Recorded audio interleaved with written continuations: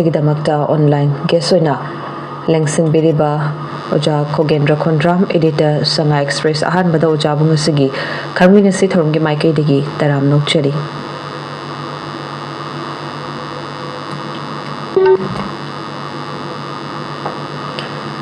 ꯂꯣꯏꯅꯅ ꯉꯁꯤꯒꯤ ꯊꯧꯔꯝ ꯑꯁꯤꯕꯨ ꯁꯔꯨꯛ ꯌꯥꯕꯤꯅꯤꯡꯕꯁꯤꯡꯅꯁꯨ ꯑꯩꯈꯣꯏꯒꯤ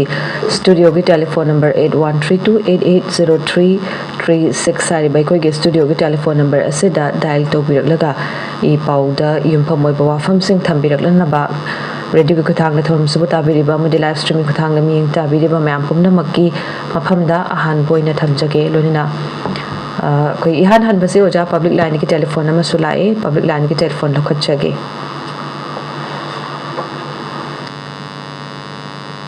ꯑꯩꯈꯣꯏ ꯑꯣꯖꯥꯒꯤ ꯂꯥꯏꯟꯁꯤ ꯇꯥꯟꯅꯗ꯭ꯔꯦ ꯑꯗꯨꯅ ꯑꯣꯖꯥꯒꯤ ꯂꯥꯏꯟꯁꯤ ꯑꯃꯨꯛꯇꯪ ꯍꯟꯅ ꯁꯝꯖꯔꯛꯀꯦ ꯑꯗꯨꯒ ꯊꯧꯔꯝꯁꯤ ꯆꯠꯊꯖꯔꯛꯀꯦ ꯃꯌꯥꯝ ꯇꯥꯕꯤꯔꯤꯕ ꯃꯤꯠꯌꯦꯡ ꯇꯥꯕꯤꯔꯤꯕ ꯃꯌꯥꯝ ꯄꯨꯝꯅꯃꯛ ꯃꯤꯀꯨꯞ ꯈꯔꯗ ꯉꯥꯏꯃꯤꯟꯅꯁꯤ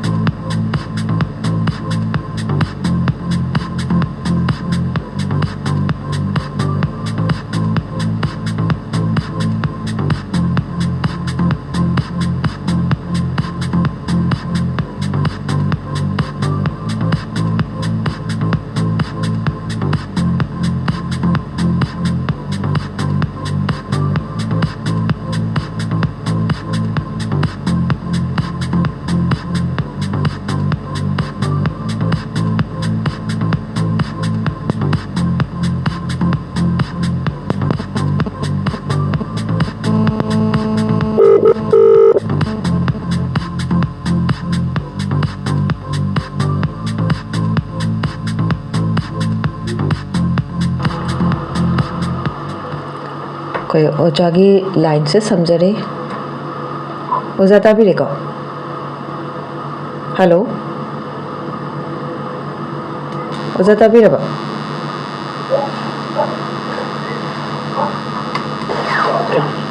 ꯑꯣꯖꯥꯒꯤ ꯂꯥꯏꯟꯁꯤ ꯇꯥꯟꯅꯗ꯭ꯔꯦ ꯋꯥꯔꯧꯕꯤꯕ ꯌꯥꯗꯦ ꯑꯃꯨꯛꯇꯪ ꯆꯦꯛ ꯇꯧꯖꯈꯤꯒꯦ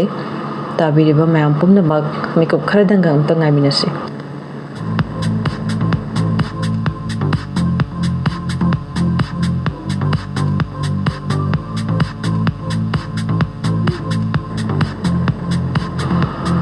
ꯑꯣꯖꯥ ꯇꯥꯕꯤꯔꯕ ꯍꯣꯏ ꯑꯣꯀꯦ ꯑꯣꯖꯥꯒꯤ ꯂꯥꯏꯟꯁꯦ ꯁꯣꯝꯗ ꯇꯥꯕ ꯐꯪꯖꯗꯕ ꯑꯗꯨꯅꯅꯦ ꯍꯧꯖꯤꯛꯇꯤ ꯇꯥꯖꯔꯦ ꯑꯣꯖꯥ ꯑꯩꯈꯣꯏ ꯄꯕ꯭ꯂꯤꯛ ꯂꯥꯏꯟꯗꯒꯤ ꯇꯦꯂꯤꯐꯣꯟ ꯑꯃꯁꯨ ꯉꯥꯏꯔꯒ ꯂꯩꯔꯦ ꯑꯣꯟꯂꯥꯏꯟꯗ ꯄꯕ꯭ꯂꯤꯛ ꯂꯥꯏꯟꯗꯒꯤ ꯇꯦꯂꯤꯐꯣꯟ ꯂꯧꯈꯠꯆꯒꯦ hello hello Hello. Good morning ꯇꯔꯥꯝ ꯅꯣꯛꯆꯔꯤ ꯇꯥꯛꯄꯤꯌꯣ Good morning, madam. Call tawjeri bal ngombam digi koini madam. ꯊꯧꯕꯥꯜ ꯅꯤꯉꯣꯝꯕꯝꯗꯒꯤ ꯂꯨꯈꯣꯏ ꯇꯥꯛꯄꯤꯌꯨ ꯀꯔꯝꯕ ꯏ ꯄꯥꯎꯗ ꯌꯨꯝꯐꯝ ꯑꯣꯏꯕ ꯋꯥꯐꯝꯁꯤꯡ ꯂꯦꯡꯁꯤꯟꯕꯤꯔꯤꯕ ꯉꯁꯤꯒꯤ ꯑꯣꯖꯥꯅ ꯊꯝꯕꯤꯒꯅꯤ ꯍꯥꯏꯕꯤꯌꯨ Ahamba makna koigi jiba again kumusung madam bu ahamba makda ikai kumna bu. ꯇꯥꯛꯄꯤꯌꯨ Obo paw ka madam. ꯇꯥꯛꯄꯤꯌꯨ ꯈꯤꯇꯪ ꯂꯥꯏꯟꯁꯨ ꯀ꯭ꯂꯤꯌꯥꯔ ꯑꯣꯏꯕ ꯋꯥꯠꯂꯤ ꯍꯥꯏꯕꯤꯌꯨ Haziki paw yaw ꯍꯥꯏꯕꯤꯌꯨ ꯍꯥꯏꯕꯤꯌꯨ ꯇꯥꯖꯔꯤ ꯇꯥꯛꯄꯤꯌꯨ ꯃꯈꯥ ꯇꯥꯕꯤꯌꯨ Haziki paw yaw jiba akoigi tangkul itinau ani ꯍꯣꯏ akoigi kuki dalabu singna harga hat chiba adi masakku khanghandaba thenghandaba akoigi asiba hangbu phanghandabai mawang da zik paw de yauki kuki singna je khali se au ga tingbagi wakhalol ma makoigi wakhalol da lagba manipur se makoigi makuta lehaningbagi wakhalol da leire haibasi miyamna ꯁꯤꯒꯤ ꯃꯇꯥꯡꯁꯤꯗ ꯌꯦꯡꯁꯤꯟꯕ ꯒꯦꯁꯅ ꯑꯩꯈꯣꯏꯒꯤ ꯃꯩꯁꯨꯝꯕ ꯈꯤꯇ ꯊꯝꯕꯤꯔꯝ ꯃꯣꯏꯒꯤ ꯃꯈꯨꯠꯇ ꯑꯣꯏꯅꯤꯡꯉꯤ ꯍꯥꯏꯕꯒꯤ ꯃꯇꯥꯡꯁꯤꯗ ꯊꯧꯔꯝ ꯁꯔꯨꯛ ꯌꯥꯕꯤꯔꯛꯄꯒꯤꯗꯃꯛꯇ ꯊꯥꯖꯔꯤ ꯑꯣꯖꯥꯒꯤ ꯋꯥꯈꯜꯂꯣꯟ ꯇꯥꯃꯤꯟꯅꯁꯤꯀꯣ ꯑꯗꯨꯗꯤ ꯊꯥꯒꯠꯆꯔꯤ ꯊꯧꯔꯝ ꯁꯔꯨꯛ ꯌꯥꯕꯤꯔꯛꯄ ꯑꯍꯥꯟꯕꯗ ꯍꯧꯖꯤꯛꯀꯤ ꯊꯕꯛꯇꯣ ꯌꯥꯝꯅ ꯅꯨꯡꯉꯥꯏꯇꯕ ꯍꯣꯏ ꯁꯥꯔ ꯊꯕꯛꯁꯤ ꯐꯥꯔꯁꯇ ꯐꯦꯕ꯭ꯔꯨꯋꯥꯔꯤ 10ꯗ ꯊꯣꯛꯈꯤꯕꯅꯦꯅ ꯍꯥꯏꯅꯩ ꯑꯩꯈꯣꯏꯒꯤ ꯑꯗꯨꯒꯤ ꯇꯥꯏꯅꯕ ꯃꯥꯒꯤ ꯍꯥꯏꯅ ꯈꯪꯅꯕ ꯍꯥꯏꯅ ꯃꯐꯝꯁꯤꯡ ꯀꯨꯀꯤꯗ ꯍꯧꯕ ꯌꯥꯎꯕ ꯄꯤꯗꯤꯑꯦꯐꯇ ꯑꯗꯒꯤ ꯃꯤꯂꯤꯇꯔꯤ ꯌꯥꯝ ꯀꯟꯅ ꯈꯨꯠ ꯊꯦꯡꯅ ꯃꯐꯝꯅꯤ ꯑꯗꯨꯗꯒꯤ ꯀꯨꯀꯤ ꯃꯌꯥꯝꯁꯤ ꯁꯦꯠꯂꯒ ꯍꯧꯖꯤꯛꯀꯤ ꯀꯥꯞꯄꯣꯡꯁꯤꯗ ꯀꯨꯀꯤ ꯌꯥꯎꯅ ꯄꯨꯟꯅ ꯁꯦꯝꯕꯤꯁꯨ ꯂꯧꯔ ꯂꯩꯔꯤꯕꯅꯤ ꯑꯗꯨꯒ ꯍꯧꯖꯤꯛ ꯊꯧꯗꯣꯛꯁꯦ ꯍꯥꯏꯇꯥꯔꯦ ꯆꯞ ꯆꯥꯅ ꯑꯩꯈꯣꯏꯅ ꯈꯪꯕꯁꯨ ꯅꯠꯇꯦ ꯍꯥꯏꯕꯗꯤ ꯍꯥꯏꯅꯩ ꯁꯨꯃꯥꯏꯅ ꯃꯣꯏꯁꯤ ꯇꯔꯦꯠꯃꯨꯛ ꯊꯕꯛ ꯇꯧꯕꯅꯤ ꯑꯃꯗꯤ ꯃꯅꯤꯄꯨꯔꯒꯤ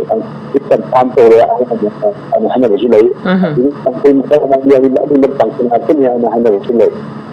ꯑꯗꯨꯕꯨ ꯍꯧꯖꯤꯛ ꯂꯩꯔꯤꯕ ꯋꯥꯐꯝꯗꯤ ꯑꯅꯤ ꯍꯥꯠꯈ꯭ꯔꯦ ꯍꯥꯏꯕꯗꯤ ꯌꯥꯝ ꯆꯨꯝꯃꯦ ꯃꯗꯨ ꯀꯦꯅꯦꯗꯤ ꯅꯦꯁꯅꯦꯜ ꯑꯥꯔꯃꯤꯒꯤ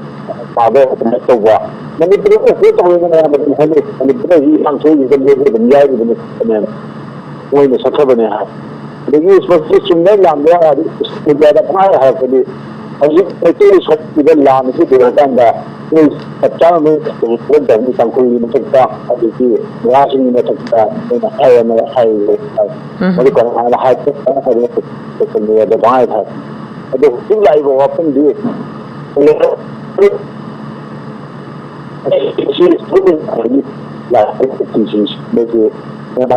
ꯅꯨꯡꯉꯥꯏꯇꯕ ꯑꯗꯨꯅ ꯃꯩꯒꯤ ꯂꯩꯕ ꯃꯑꯣꯡ ꯑꯃ ꯑꯃꯁꯨ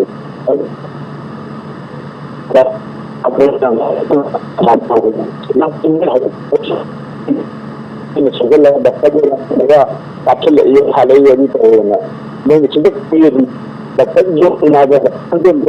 ꯈꯥꯏꯗꯣꯛꯑ ꯂꯩꯕꯗꯨ ꯃꯣꯏꯗꯨꯗꯤ ꯆꯤꯡꯊꯛ ꯄꯤꯕ ꯂꯥꯔ ꯀꯥꯞꯄ ꯉꯥꯛꯇꯅꯤ ꯑꯗꯒꯤ ꯑꯁꯤꯗ ꯆꯄꯥꯗ ꯍꯥꯠꯈꯤꯕ ꯇꯨꯝꯃꯤꯗꯅ ꯍꯥꯠꯈꯤꯕ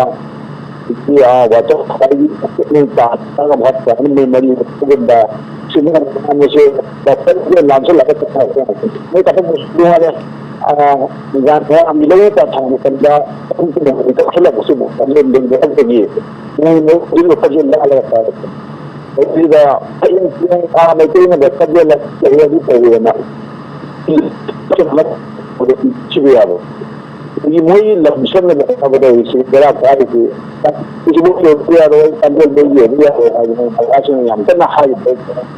ꯃꯇꯝꯅꯤ ꯑꯗꯨꯅ ꯃꯣꯏꯒꯤ ꯑꯗꯒꯤ ꯃꯩꯇꯩ ꯁꯦꯡꯅꯕꯁꯤꯗ ꯅꯠꯇꯅ ꯅꯥꯒꯥ ꯁꯦꯡꯅꯕꯒꯤ ꯋꯥꯈꯜ ꯆꯥꯎꯕ ꯋꯥꯈꯜ ꯉꯥꯛꯇꯅꯤ ꯑꯗꯨꯅ ꯃꯣꯏꯒꯤ ꯋꯥꯈꯜ ꯆꯨꯝꯃꯤ ꯃꯣꯏꯒꯤ ꯋꯥꯈꯜꯗꯗꯤ ꯑꯗꯥꯁꯨ ꯃꯩꯇꯩꯁꯨ ꯃꯣꯏꯒꯤ ꯌꯦꯡꯅꯕ ꯅꯛꯁꯤꯜꯂꯛꯄ ꯀꯥꯟꯗ ꯃꯣꯏ ꯑꯗꯨꯒꯤ ꯋꯥꯈꯜꯂꯣꯟꯗꯨ ꯃꯣꯏꯒꯤ ꯂꯩꯔꯤꯁꯦ ꯑꯗꯨ ꯏꯁꯩꯁꯤꯗ ꯃꯄꯥꯟꯗ ꯃꯅꯤꯄꯨꯔꯗ ꯂꯩꯔꯤꯕ ꯁꯤꯕꯒꯤ ꯋꯥꯅꯦꯕ ꯃꯁꯤ ꯌꯥꯝꯅ ꯅꯨꯡꯉꯥꯏꯇꯕ ꯁꯨꯃꯥꯏꯅ ꯇꯧꯕ ꯑꯃꯁꯨ ꯈꯠꯅꯕ ꯍꯧꯕ ꯐꯠꯇꯦ ꯃꯣꯏꯅ ꯍꯥꯏꯕꯁꯨ ꯂꯩꯇꯦ ꯐꯠꯇꯕ ꯑꯣꯏꯔꯛꯇꯦ ꯂꯩꯕꯥꯛꯁꯤ ꯁꯥꯟꯇꯤ ꯑꯗꯨ ꯐꯩꯌꯦꯅ ꯁꯨꯃꯥꯏꯅ ꯊꯝꯖꯒꯦ Hello. Hello. Good morning, Taram Nokchuri. Another thing to like some common Sangana, or Mopuri Ramadan and the Congo from there. Thank you. And the secretary Makari Pali out of a pound and Tandage. Tambi. Mamma.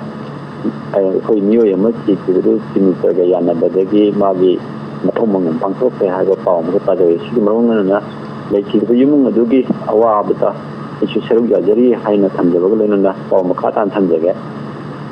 Quiggy, hꯧꯖꯤꯛ ꯍꯧꯔꯤꯕ ꯀꯟꯐ꯭ꯂꯤꯛꯁꯤꯗ ꯁꯤꯈꯤꯕ ꯏꯁꯨ ꯑꯁꯨꯛꯀꯤ ꯃꯇꯤꯛ ꯌꯥꯝꯁꯤꯜꯂꯛꯑꯦ ꯑꯁꯤꯕ ꯈꯨꯗꯤꯡꯃꯛ ꯑꯩꯈꯣꯏꯒꯤ air ꯄꯤꯕ ꯑꯃꯗꯤ ꯃꯅꯤꯄꯨꯔ ꯒꯣꯔꯃꯦꯟꯒꯤ ꯊꯕꯛ ꯄꯤꯕ ꯍꯥꯏꯕ ꯑꯗꯣꯝꯗ ꯑꯗꯨꯝ ꯆꯠꯊꯗꯨꯅ ꯂꯩꯔꯦ ꯃꯅꯤꯄꯨꯔ ꯁꯔꯀꯥꯔꯅ ꯇꯧꯔꯤꯕꯁꯤ ꯃꯤꯑꯣꯏ ꯍꯧꯖꯤꯛ ꯂꯥꯟ ꯂꯣꯏꯗ꯭ꯔꯤꯕꯅꯤ ꯃꯤꯑꯣꯏ ꯀꯌꯥ ꯑꯃ ꯁꯤꯔꯛꯈꯤꯒꯅꯤ ꯑꯗꯨ ꯁꯤꯕꯁꯨ ꯂꯦꯞꯇ꯭ꯔꯤꯕꯅꯤ ꯃꯤꯑꯣꯏ ꯀꯌꯥꯅꯣ ꯃꯈꯣꯏꯅ ꯊꯕꯛ ꯄꯤꯒꯗꯕ ꯃꯈꯣꯏꯒ ꯌꯥꯅꯔꯤ ꯑꯦꯛꯁꯀ꯭ꯔꯦꯁꯤꯌꯥ ꯄꯤꯒꯗꯕꯁꯤ ꯃꯤꯑꯣꯏ ꯀꯌꯥꯅꯣ ꯊꯃꯣꯏ ꯁꯦꯡꯅ ꯍꯥꯏꯔꯒꯗꯤ ꯃꯁꯤꯒꯤ ꯄꯣꯂꯤꯁꯤꯁꯤꯅ ꯑꯩꯈꯣꯏ ꯃꯅꯤꯄꯨꯔꯤ ꯍꯥꯏꯕ ꯃꯅꯤꯄꯨꯔꯤ ꯃꯤꯇꯩꯁꯤꯡꯁꯤ ꯂꯣꯏꯅ ꯃꯥꯡꯍꯟꯅꯅꯕꯒꯤ ꯈꯣꯡꯊꯥꯡ ꯑꯃꯗ ꯂꯥꯛꯑꯕ꯭ꯔꯥ ꯅꯥꯀꯣꯏꯅꯅ ꯁꯤꯔꯤꯕꯁꯤꯡꯗꯨꯒꯤꯗꯤ ꯃꯥꯡꯖꯕꯅꯤ ꯍꯤꯡꯍꯧꯔꯤꯕ ꯃꯈꯣꯏꯒꯤꯗꯤ ꯇꯣꯡꯖꯕꯅꯤ ꯁꯦꯡꯅ ꯍꯥꯏꯀꯥꯟꯗ ꯁꯤꯕꯝ ꯈꯣꯏꯗ ꯃꯍꯜꯂꯔꯣꯏꯗ ꯃꯥꯂꯦꯝꯁꯤꯗ ꯑꯩꯈꯣꯏꯒꯤ ꯑꯦꯁꯀꯦꯁ ꯈꯔ ꯄꯤꯕ ꯑꯗꯨꯒ ꯑꯋꯥꯅꯕ ꯁꯛ ꯌꯥꯗ꯭ꯔꯤ ꯍꯥꯏꯕꯁꯤꯅ ꯑꯩꯈꯣꯏꯒꯤ ꯁꯔꯀꯥꯔꯁꯤꯒꯤ ꯑꯣꯏꯕ ꯀꯔꯤ ꯍꯥꯏꯗꯒꯦ ꯑꯩꯈꯣꯏꯒꯤ ꯑꯦꯂꯦꯛꯁꯟꯒꯤ ꯄ꯭ꯔꯣꯄꯥꯒꯦꯟꯗꯥꯒꯨꯝꯕ ꯑꯃ ꯇꯧꯁꯤꯜꯂꯛꯑꯦꯕ ꯃꯁꯤ ꯌꯥꯔꯒꯗꯤ ꯑꯩꯈꯣꯏꯒꯤ ꯂꯩꯕꯤꯔꯤꯕꯁꯤꯡꯅ ꯑꯃꯨꯛꯇꯪ ꯈꯟꯊꯕꯤꯌꯨ ꯍꯥꯏꯕꯒꯤ ꯃꯇꯥꯡꯁꯤꯗ ꯊꯝꯖꯒꯦ ꯑꯗꯨꯒ ꯑꯩꯈꯣꯏ ꯂꯦꯡꯁꯤꯟꯕꯤꯔꯕ ꯃꯤꯊꯨꯡꯂꯦꯟꯅ ꯃꯁꯤꯒꯤ ꯃꯇꯥꯡꯁꯤꯗ ꯀꯔꯤ ꯇꯧꯔꯒ ꯁꯤꯒꯨꯝꯕ ꯊꯧꯗꯣꯛꯁꯤ ꯁꯣꯜꯕ ꯇꯧꯕ ꯌꯥꯒꯗꯒꯦ ꯄ꯭ꯔꯖꯥ ꯃꯌꯥꯝꯗ ꯈꯪꯍꯟꯕ ꯌꯥꯕ ꯈꯤꯇꯪ ꯈꯪꯍꯟꯕꯤꯌꯨ ꯍꯥꯏꯗꯅ ꯑꯃꯨꯛꯀ ꯅꯤꯡꯖꯔꯤ ꯌꯥꯝ ꯅꯨꯡꯉꯥꯏꯖꯩ ꯊꯧꯔꯝ ꯁꯔꯨꯛ ꯌꯥꯕꯤꯔꯛꯄ ꯑꯣꯖꯥꯒꯤ ꯋꯥꯈꯜꯂꯣꯟ ꯇꯥꯃꯤꯟꯅꯁꯤ ꯊꯥꯒꯠꯆꯔꯤ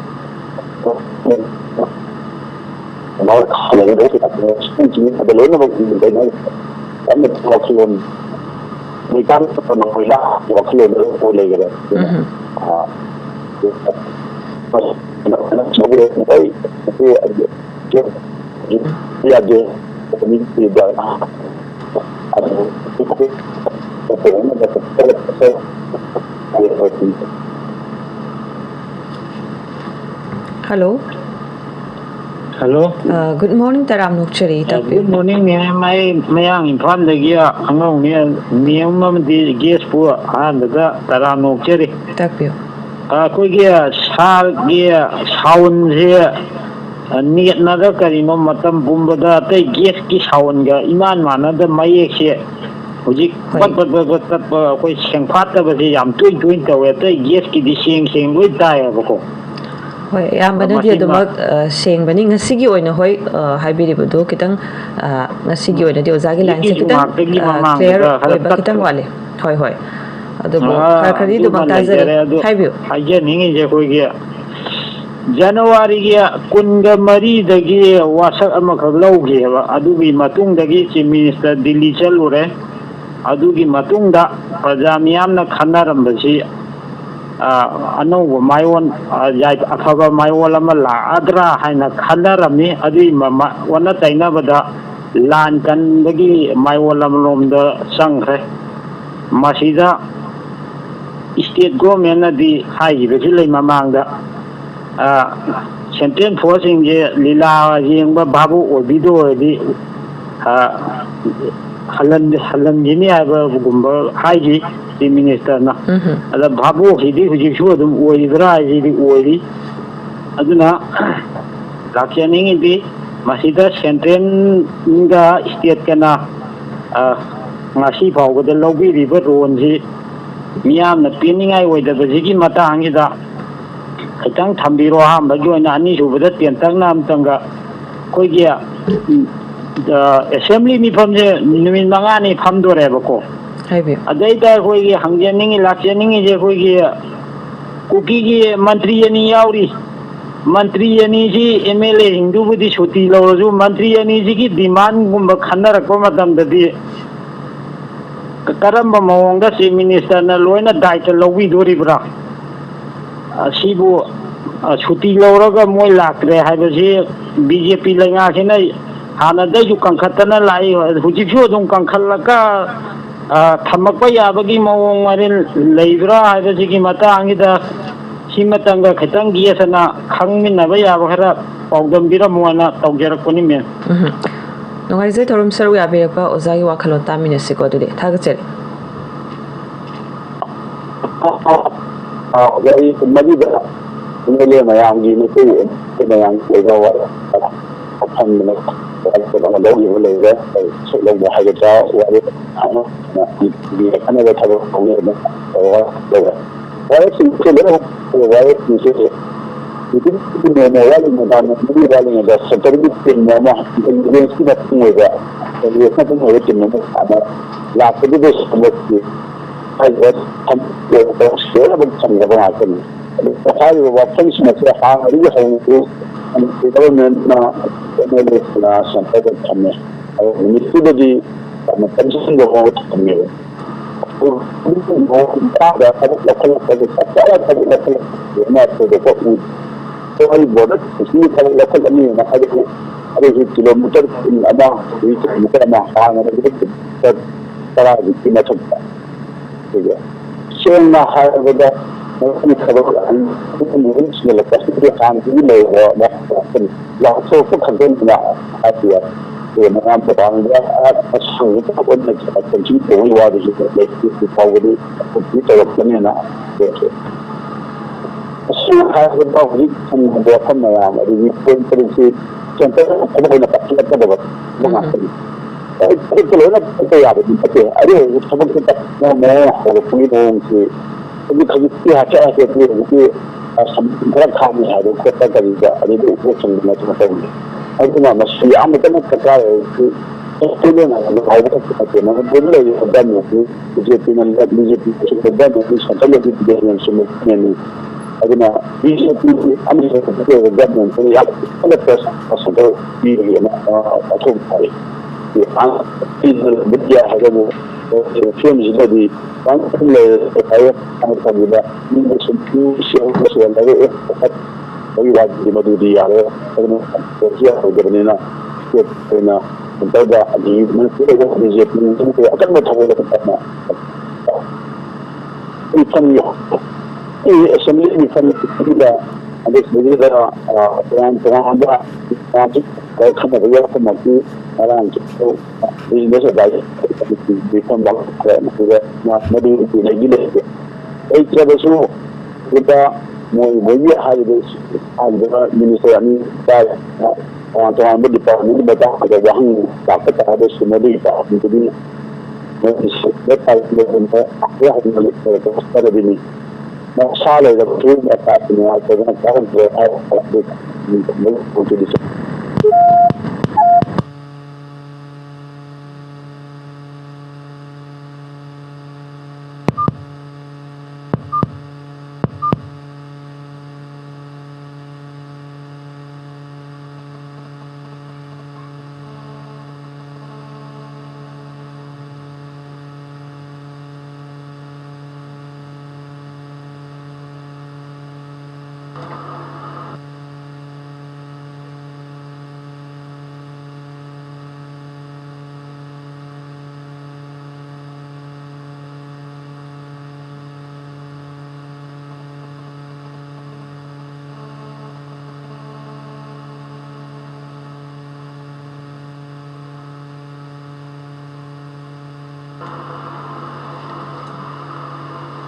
ओजा ताबिरेको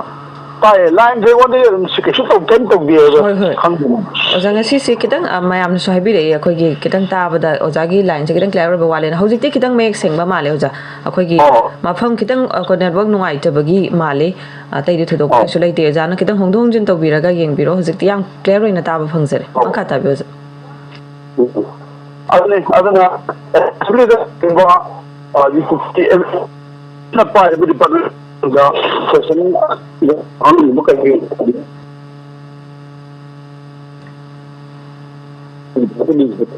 ꯄꯤꯔꯛꯀꯅꯤ ꯑꯗꯨꯒ ꯃꯣꯏꯒꯤ ꯃꯊꯛꯇ ꯑꯦꯛꯁꯟ ꯂꯧꯈꯠꯄ ꯍꯥꯏꯗꯤ ꯍꯧꯖꯤꯛꯇꯤ ꯀꯩꯅꯣꯅꯤ ꯑꯦꯁꯦꯝꯕ꯭ꯂꯤꯒꯤ ꯏꯐꯤꯛꯁꯟ ꯄ꯭ꯔꯤꯚꯦꯟ ꯀꯃꯤꯇꯤꯒꯤ ꯃꯤꯐꯝꯗꯁꯨ ꯀꯝꯄ꯭ꯂꯦꯟ ꯑꯅꯤ ꯂꯥꯛꯄꯗꯨꯒꯤ ꯑꯗꯨꯅꯁꯨ ꯃꯣꯏꯒꯤ ꯑꯣꯏꯕ ꯃꯣꯏꯅ ꯆꯞ ꯆꯥꯅ ꯑꯦꯛꯁꯟ ꯂꯧꯈꯠꯄꯗꯨꯒꯤ ꯍꯣꯏ ꯃꯗꯨ ꯃꯔꯛꯇꯗꯤ ꯃꯣꯏꯅ ꯑꯦꯁꯦꯝꯕ꯭ꯂꯤꯗ ꯑꯣꯏꯅ ꯃꯗꯨꯗꯤ ꯇꯦꯕꯜ ꯇꯧꯔꯛꯀꯗ꯭ꯔꯥ ꯈꯜꯂꯦ ꯃꯗꯨꯃꯗꯤ ꯑꯗꯨꯝ ꯂꯥꯛꯑꯅꯤ ꯇꯦꯕꯜ ꯇꯧꯔꯀꯥꯟꯗ ꯀꯔꯤ ꯑꯦꯛꯁꯟ ꯂꯧꯈꯠꯂꯛꯀꯦ ꯑꯗꯒꯤ ꯑꯦꯁꯦꯝꯕ꯭ꯂꯤꯅ ꯍꯥꯎꯁꯅ ꯃꯣꯏꯒꯤ ꯃꯊꯛꯇ ꯀꯔꯤ ꯂꯧꯔꯛꯀꯗꯒꯦ ꯍꯥꯏꯕꯗꯨ ꯈꯪꯉꯅꯤ ꯃꯣꯏꯅ ꯐꯖꯅ ꯂꯥꯛꯏꯅ ꯍꯥꯏꯕꯗ ꯃꯗꯨ ꯍꯣꯏ ꯃꯗꯨ ꯃꯌꯥꯝꯅ ꯀꯟꯅ ꯉꯥꯡꯅꯔꯤꯕ ꯑꯗꯒꯤ ꯆꯨꯝꯕꯁꯨ ꯑꯗꯨꯝ ꯆꯨꯝꯃꯦꯅ ꯈꯜꯂꯤ ꯃꯣꯏꯒꯤ BJPꯅ ꯑꯩꯈꯣꯏꯒꯤ ꯄꯥꯔꯇꯤꯒꯤ ꯗꯤꯁꯤꯄ꯭ꯂꯤꯟ ꯉꯥꯛꯄ ꯌꯥꯏ ꯅꯍꯥꯛꯅ BJPꯒꯤ ꯑꯣꯏꯅ ꯃꯊꯛꯇ ꯑꯦꯛꯁꯟ ꯂꯧꯈꯠꯄ ꯌꯥꯔꯕꯅꯤ ꯑꯗꯣ ꯑꯗꯨꯅꯤ BJP ꯁꯔꯀꯥꯔꯅ ꯄꯤꯔꯦ ꯁꯦꯟꯇꯔꯗ ꯑꯦꯛꯁꯟ ꯂꯧꯈꯠꯄꯤꯅꯕ ꯅꯦꯁꯅꯦꯜ ꯄꯥꯔꯇꯤꯅꯤꯅ ꯃꯣꯏꯒꯤ ꯅꯦꯁꯅꯦꯜ ꯂꯤꯗꯔꯁꯤꯡꯒꯤ ꯐꯥꯒꯗꯕ ꯇꯧꯕ ꯀꯩꯅꯣ ꯂꯥꯛꯄꯤ ꯈꯣꯠꯄꯤ ꯀꯥꯏꯅ ꯑꯗꯨꯃꯥꯏꯅ ꯍꯥꯏꯔꯒ ꯊꯝꯕꯤꯔꯒ ꯍꯧꯖꯤꯛꯁꯦ ꯑꯗꯨꯝ ꯂꯩ ꯀꯔꯤ ꯇꯧꯔꯛꯀꯅꯤ ꯍꯥꯏꯕꯗꯤ ꯌꯦꯡ ꯇꯥꯒꯅꯤ ꯑꯗꯨ ꯃꯣꯏꯗꯤ ꯑꯦꯁꯦꯝꯕ꯭ꯂꯤ ꯃꯤꯐꯝꯗꯨꯗ ꯌꯥꯎꯅꯤ ꯍꯥꯏꯕꯗꯤ ꯊꯥꯖꯗꯦ ꯑꯗꯨꯅ ꯌꯥꯎꯗꯕꯗꯤ ꯃꯣꯏꯒꯤ ꯃꯍꯨꯠꯇꯗꯤ ꯆꯤꯐ ꯃꯤꯅꯤꯁꯇꯔꯅ ꯑꯗꯨꯝ ꯂꯣꯏꯅꯕ ꯇꯧꯔꯛꯀꯅꯤꯅ ꯑꯩ ꯑꯗꯨꯃꯥꯏꯅ ꯊꯝꯖꯩ. Hello. Hello. Good morning, Taram Nokchari Takpio. Good morning, Madam. I ahana makada phone to jere iba kairatagi thongam na bidit ko ge Madam. Takpio. Ahana makada lokal ridong dung lensen diriba yakoi sar ani butu ikai khundabaga loina na khuram jari. Ada ngarangi pung taret makai gi numidangi paudagi amatang lokhataraga Madam. Haibio. yakoi gi Bharat ki Lawu Singhu Mantri Arjun Mundana Laumi Singhi Oiba Laumi Singhi Piban Fagadnaba Kanna Hornari Haiba Amakak Haibi Liba Madam Haibio. Masida Aina Lakanibidi How Kiba 2014 di Anova Sarkar Lakuma Kamda ꯑꯍꯥꯟꯕ ꯐꯝꯈꯤꯕ ꯑꯩꯈꯣꯏꯒꯤ budget ꯃꯤꯐꯝꯗꯁꯨ ꯑꯩꯈꯣꯏꯒꯤ ꯂꯧꯎ ꯁꯤꯡꯎꯕꯒꯤ ꯑꯅꯧꯕ ꯑꯥꯏꯟ ꯑꯃ ꯄꯨꯊꯣꯛꯑꯒꯅꯦꯅ ꯍꯥꯏꯕꯤꯈꯤꯕ ꯑꯗꯨꯒ ꯃꯁꯤꯒꯤ ꯑꯗꯨꯐꯥꯎꯒꯤ ꯃꯃꯥꯡꯒꯤ ꯄꯦꯔꯣꯠꯇꯒꯤꯅ ꯉꯁꯤ ꯐꯥꯎꯕꯒꯤ ꯂꯩꯔꯤꯕ ꯄꯦꯔꯣꯠꯁꯤꯗ ꯑꯩꯈꯣꯏꯅ ꯎꯖꯕꯗ ꯂꯧꯃꯤꯁꯤꯡꯒꯤ ꯑꯩꯈꯣꯏꯒꯤ ꯄꯦꯟꯗꯕ ꯈꯣꯜꯂꯥꯎꯒ ꯂꯣꯏꯅꯅ ꯑꯩꯈꯣꯏꯒꯤ ꯂꯧꯃꯤꯗ ꯁꯦꯟꯗꯣꯟ ꯀꯣꯟꯕꯗ ꯃꯁꯥ ꯃꯇꯣꯝꯗ ꯑꯀꯃꯥꯘꯥꯠ ꯇꯧꯔꯒ ꯁꯤꯖꯕꯤꯕ ꯀꯌꯥ ꯑꯃ ꯌꯥꯎꯈ꯭ꯔꯦ ꯑꯗꯒꯤ ꯂꯧꯃꯤꯁꯤꯡꯅ ꯃꯁꯥ ꯃꯁꯥꯒꯤ ꯇ꯭ꯔꯦꯛꯇꯔ ꯄꯨꯊꯣꯛꯑꯒ ꯔꯦꯂꯤ ꯆꯠꯄꯒꯤ ꯋꯥꯐꯝ ꯑꯃꯁꯨ ꯌꯥꯎꯈ꯭ꯔꯦ ꯑꯗꯒꯤ ꯉꯔꯥꯡꯃꯛꯇꯗꯁꯨ ꯉꯔꯥꯡ ꯅꯍꯥꯟ ꯄꯥꯔꯂꯥꯃꯦꯟ ꯃꯤꯐꯝ ꯈꯟꯅꯤꯡꯉꯩ ꯃꯔꯛꯁꯤꯗ ꯂꯧꯃꯤꯁꯤꯡꯅ ꯙꯔꯅꯥ ꯐꯝꯕꯁꯨ ꯑꯃꯗꯤ ꯌꯥꯎꯈꯤꯕ ꯑꯗꯩ ꯍꯧꯖꯤꯛ ꯂꯥꯛꯆꯅꯤꯡꯉꯤꯕꯅꯦ ꯑꯩꯈꯣꯏ ꯁꯥꯗꯒꯤ ꯑꯩꯅ ꯈꯪꯖꯅꯤꯡꯉꯤꯕꯅ ꯄ꯭ꯔꯥꯏꯝ ꯃꯤꯅꯤꯁꯇꯔꯅ ꯂꯧꯃꯤꯒꯤ ꯁꯦꯟꯐꯝ ꯀꯔꯣꯔ ꯀꯌꯥ ꯀꯥꯏꯅꯈ꯭ꯔꯦ ꯂꯧꯃꯤꯁꯤꯡꯗ ꯐꯪꯍꯟꯈ꯭ꯔꯦꯗꯤ ꯍꯥꯏꯕ ꯑꯩꯅ ꯑꯃꯨꯛ ꯍꯪꯖꯅꯤꯡꯉꯤꯅ ꯆꯥꯝꯃꯒꯤ ꯃꯅꯨꯡꯗ 50 ꯈꯛ ꯐꯪꯕ꯭ꯔꯥ ꯂꯦꯝꯍꯧꯔꯤꯕ 50-60ꯗꯨꯗꯤ ꯐꯪꯗꯕꯒꯤ ꯃꯑꯣꯡꯗ ꯑꯃꯨꯛꯁꯨ ꯎꯕ ꯑꯗꯒꯤ ꯐꯪꯉꯤꯕ ꯈꯔꯗꯨꯅ ꯂꯧꯃꯤꯁꯤꯡꯒ ꯁꯔꯀꯥꯔꯗ ꯌꯥꯝꯅ ꯅꯛꯅꯕ ꯀꯥꯡꯕꯨ ꯑꯣꯏꯕ꯭ꯔꯥ ꯐꯪꯍꯧꯗꯕ ꯀꯥꯡꯕꯨꯁꯤꯅ ꯁꯔꯀꯥꯔꯒ ꯌꯥꯅꯗꯕ꯭ꯔꯥ ꯍꯥꯏꯕꯗꯤ ꯂꯧꯃꯤ ꯑꯅꯤ ꯊꯣꯛꯑꯕ꯭ꯔꯥ ꯍꯥꯏꯕꯒꯤ ꯑꯩꯅ ꯆꯤꯡꯅꯖꯕ ꯂꯩꯖꯕ ꯑꯗꯒꯤ ꯑꯔꯣꯏꯕꯗ ꯑꯩꯅ ꯈꯪꯖꯅꯤꯡꯉꯤꯗꯤ ꯑꯩꯈꯣꯏꯒꯤ ꯑꯇꯣꯞꯄ ꯀꯟꯇ꯭ꯔꯤ ꯈꯔ ꯍꯥꯏꯖꯔꯕꯗ ꯁꯣꯁꯤꯌꯦꯂꯤꯁ ꯂꯩꯕꯥꯛꯁꯤꯡ ꯑꯗꯩ ꯀꯝꯃꯨꯅꯤꯁ ꯂꯩꯕꯥꯛ ꯈꯔ ꯂꯩꯔꯤꯕꯁꯤꯡꯗꯗꯤ ꯂꯧꯃꯤ ꯍꯥꯏꯕ ꯖꯥꯠꯁꯦ ꯁꯤꯟꯃꯤ ꯍꯥꯏꯕ ꯖꯥꯠꯁꯦ ꯑꯋꯥꯡꯕ ꯊꯥꯛꯇ ꯊꯥꯡꯒꯠꯄꯤꯕ ꯑꯗꯨꯒ ꯉꯁꯤ ꯑꯩꯈꯣꯏꯒꯤ ꯚꯥꯔꯠ ꯗꯦꯃꯣꯀ꯭ꯔꯦꯁꯤ ꯆꯠꯂꯦ ꯍꯥꯏꯔꯤꯕ ꯚꯥꯔꯠꯁꯤꯗꯅ ꯂꯧꯃꯤꯁꯤ ꯑꯗꯨꯛꯀꯤ ꯃꯇꯤꯛ ꯍꯟꯊꯅ ꯈꯟꯕꯤꯕꯒꯤ ꯃꯑꯣꯡ ꯎꯖꯕ ꯃꯁꯤꯒꯤ ꯃꯇꯥꯡꯁꯤꯗ ꯂꯧꯃꯤꯒꯤ ꯐꯤꯕꯝꯁꯤ ꯍꯧꯖꯤꯛ ꯀꯔꯝꯕ ꯃꯑꯣꯡꯗ ꯂꯩꯕꯒꯦ ꯍꯥꯏꯕꯒꯤ ꯃꯇꯥꯡꯗ ꯑꯩꯈꯣꯏ ꯁꯥꯔꯒꯤ ꯄꯥꯎꯈꯨꯝ ꯈꯤꯇꯪ ꯇꯥꯖꯒꯦ ꯃꯦꯗꯥꯝ ꯊꯝꯖꯔꯦ. ꯍꯣꯏ ꯍꯣꯏ ꯌꯥꯝ ꯅꯨꯡꯉꯥꯏꯖꯩ ꯊꯧꯔꯝ ꯁꯔꯨꯛ ꯌꯥꯕꯤꯔꯛꯄ ꯑꯣꯖꯥꯒꯤ ꯋꯥꯈꯜꯂꯣꯟ ꯇꯥꯃꯤꯟꯅꯁꯤꯀꯣ ꯊꯥꯒꯠꯆꯔꯤ. ꯌꯥꯝꯅ ꯐꯖꯕ ꯃꯔꯨꯑꯣꯏꯕ ꯋꯥꯐꯝꯗ ꯊꯝꯕꯤꯔꯤꯕ ꯋꯥꯐꯝꯁꯦ ꯑꯩꯈꯣꯏꯒꯤ ꯏꯟꯗꯤꯌꯥꯗ ꯂꯧꯃꯤꯁꯤꯡꯁꯤꯅ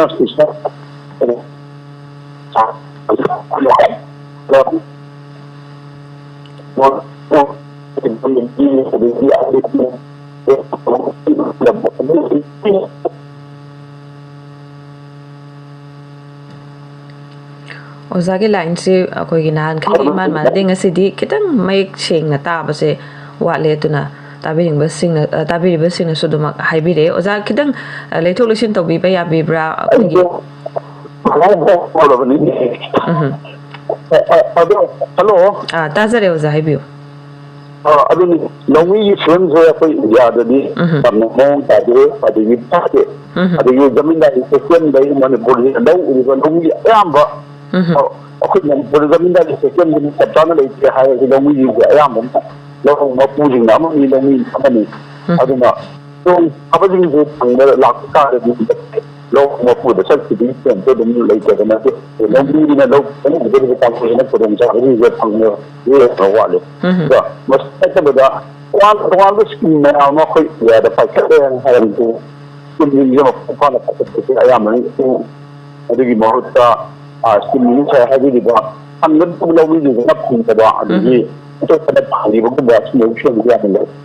ꯂꯧꯃꯤ ꯁꯨꯁꯥꯏꯠ ꯇꯧꯕꯒꯤ ꯆꯥꯡꯁꯦ ꯏꯟꯗꯤꯌꯥꯗ ꯌꯥꯝ ꯂꯩ ꯑꯗꯨꯕꯨ ꯀꯝꯃꯨꯅꯤꯁꯠ ꯀꯟꯇ꯭ꯔꯤꯁꯤꯡꯗꯗꯤ ꯀꯝꯃꯨꯅꯤꯁꯠ ꯀꯟꯇ꯭ꯔꯤ ꯍꯥꯏꯕꯗꯤ ꯏꯁꯥꯅꯁꯨ ꯑꯗꯨꯝ ꯇꯥꯛꯑꯦ ꯑꯗꯨꯝ ꯍꯥꯏꯔꯦ ꯂꯧꯃꯤꯁꯤꯡ ꯍꯦꯟꯅ ꯃꯣꯏꯗ ꯈꯨꯗꯣꯡꯆꯥꯕ ꯄꯤꯔꯒ ꯊꯝꯃꯤ ꯏꯟꯗꯤꯌꯥꯒꯤ ꯁꯤꯁꯇꯦꯝꯁꯦ ꯇꯁꯦꯡꯅ ꯍꯥꯏꯔꯕꯗ ꯁꯤꯁꯇꯦꯝꯁꯦ ꯐꯖꯅ ꯃꯁꯤꯒꯤ ꯃꯇꯥꯡꯁꯤꯗ ꯑꯍꯤ ꯃꯌꯥꯝꯅ ꯊꯤꯖꯤꯟꯕ ꯀꯥꯟꯗ ꯏꯁꯨꯁꯤꯡꯁꯤꯗ ꯑꯩꯈꯣꯏꯒꯤ ꯄꯣꯂꯤꯁ ꯅꯧꯅ ꯆꯨꯝꯅꯒꯤ ꯍꯥꯏꯕꯅ ꯌꯥꯔꯦ ꯄꯣꯂꯤꯁꯤ ꯑꯣꯏꯅ ꯐꯖꯅ ꯁꯦꯝꯕ ꯇꯧꯔꯀꯥꯟꯗ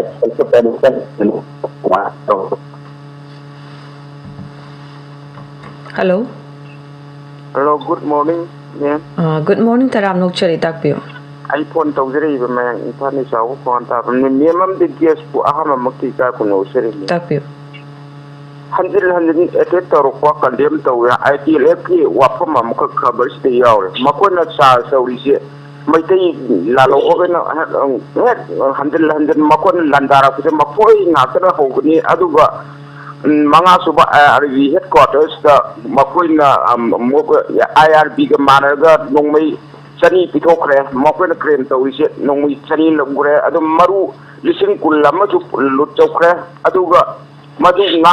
BSF का मकोई इनबदा लालहोबगैदुना BSF जवाल अमा हाले क्लेम तौई मसैदा खबर से यावबनिको मसिने अदन लाक्सिबो वाफम दे मकोना असुक याम असुक ngang sakning मकोना तौवा तौतो थबकती मकोना दुम हौबुदी अदुम मयामना जु खंगरबा अदुगा हंजल मकोना सुमा तौना ओइदा पादर सु ngang बिस्ते मणिपुर सरकार अमदी इंडिया गवर्नमेंट से अदुम मकोना हाइबसी ओइदा पादब मयाम जे अदुम लौरगा अदुम मैतै द ओनल सेंट्रल फोर्स कै लाइगैसिनसु अदुम मंगारे मैतै द मतमम त मकोना मचिन थीबा ओइदा पादब ngang मसिदी मसिदे मकोना अदुम मकोगी मवा लौरबरा अदुगा ngang अकोगी सेंट्रल फोर्स की अकोगी अदुम लुचिंगबा अमसु ngang मकोना कापकपा नुंगै मरुना पानो खबोमदे सोखिबा का यावरा पोने अदु सेंट्रल फोर्स के मकोग बदुम कंकतना ngasiबो थंबजिना लानसी लोचिनबगी ममी इसा ताब मसाय मकान जे गेस की मोकदिसम कोगे सुरम मसी अनौबा मदि ओइद्रे अखोगे लानसे होरकपदगी हौना अखोगी ओइदबा पादबा ओइरगसु अदुमक हायरगा लाकपगी वाफम सिदनी अदोले ngaknasu adagi central government nasu Kuki सिंग अदगी कुकी मिलिटेंट सिंग नचथरिबा मोंग सिंग सिदा अदुमक सौगतपगी मोंग द लेरब्रा मसी माइना सुम चथदुना लेरगदी लानसी लोइसनबा नाइदना अदुमक मखाताना सांगथना लेबा याबगी मोंग अमदा लेरब्रा हाइबगी अदुमाइना कोलना थंबिरकपनी ओजागी ओइबा वाखलोन कितंग तामिनसे Project habi bo ato koi paukse khar yaram bi hai adu potu kumba IT re kumba ngong amdegi ni ta ba di o idabu ka ta ngani aina le ba exam ni khang abo wa pang da ai da aigen ba da adu chi pang ta la kha ba ne sum tha ra le ni tari ya ti ya ro ni mo ya ma tha ro ke ko hon tho ban you also not and you come out of the Yagon. The one could move the Yagon and the women or when you have a disease. You never she have it.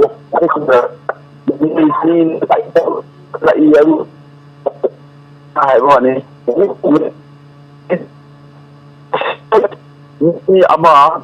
Gram itu macam apa? Madu tapna. Jadi amu Ini kerah kami di kota baru Ratul adu acuk banget aku cile apa mau adu ini sih kalau ada yang bawa ada yang lewat kawan macam ya karena betul sih aja kamu ini foto kan ini mata bangun ini tinggi tak ada di mana kan dia yang betul tu aja ajum sampai dia ikut kalau kalau lepas tu Oi, betul tahu lah kan tu mesti yang lewat ni. Oi, mana ada ini tu ini ada IPL ini ada sesuatu aku tak betul ada madrasah ada ini dah asal kalau baru tu ini memang ini ya itu saya ni أنا ما حي يوم يجي كلام يوم خلي كوي عم شافنا بقول أنا حي ما بقول عندي بكيو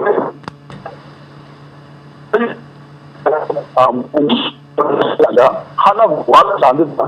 بس أنا سامي في هاي هو كان هو اسم بعض هي عم تقول أبنائي بس ما كمان ini sebenarnya siapa dia itu tadi ini pada masa itu awal pada kemudian kemudian dia aku dah berbicara masih mesti kan tidak yang betul ya bukan tambahan hello hello tasere untuk jere be yang pandegin tu jami bungoni tak pio nasi vietlan paugi cover di dagi pawm tang pacharake lan di thokpa lok sabha mikhan 2024 assam dagi manipur na security energy voice tawdun mikhan pangkhona ba thorang taw khre ai ba phama thengajaraba alo afam ji de ta mamangi sahi gi me gi tang hum de kuki militant singna lamhen ba mai kuki militant singna mai ti jon sin dona kan ba lep ta litan lan ta tharak ba dagi manipur da mong pham no khongda pham le traba su epin tha dagi pangthok na gi thorang taw re bi da khoi gi be awang nong pok state singi mang da kwai dagi mp masing tra mari dai ba assam dagi bho hena security gi chikin thorang lokhalaga manipur da su taw na na gi wa pham ma asi khabar dai dai si matang dai da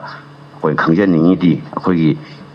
adik election tawraga karino kana toise election tawraga ka hiba khoi MLA oisunu adegi Lok Sabha gi MP oisunu makhoina Manipur gi miyam gi maran mathum adegi punsi lan thum ngakpa ngamdraba adumba makhogi asumba election se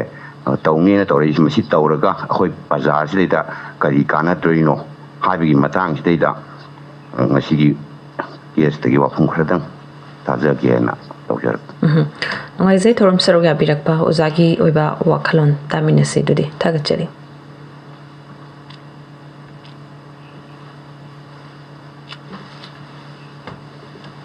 oza tabiriko hello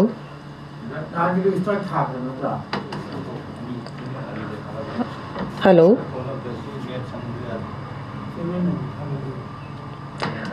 waro bibe ade jage line se tana khidre aduna amtanga hanna koi line se laujaraga jage line se samjarake mayam me ko karda ngai mina si tabe ba mayam pum no ki mafam thaise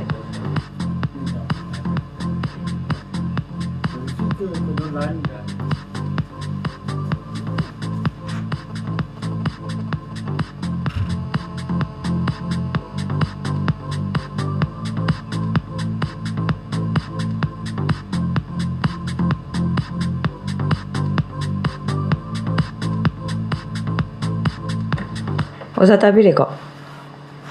hello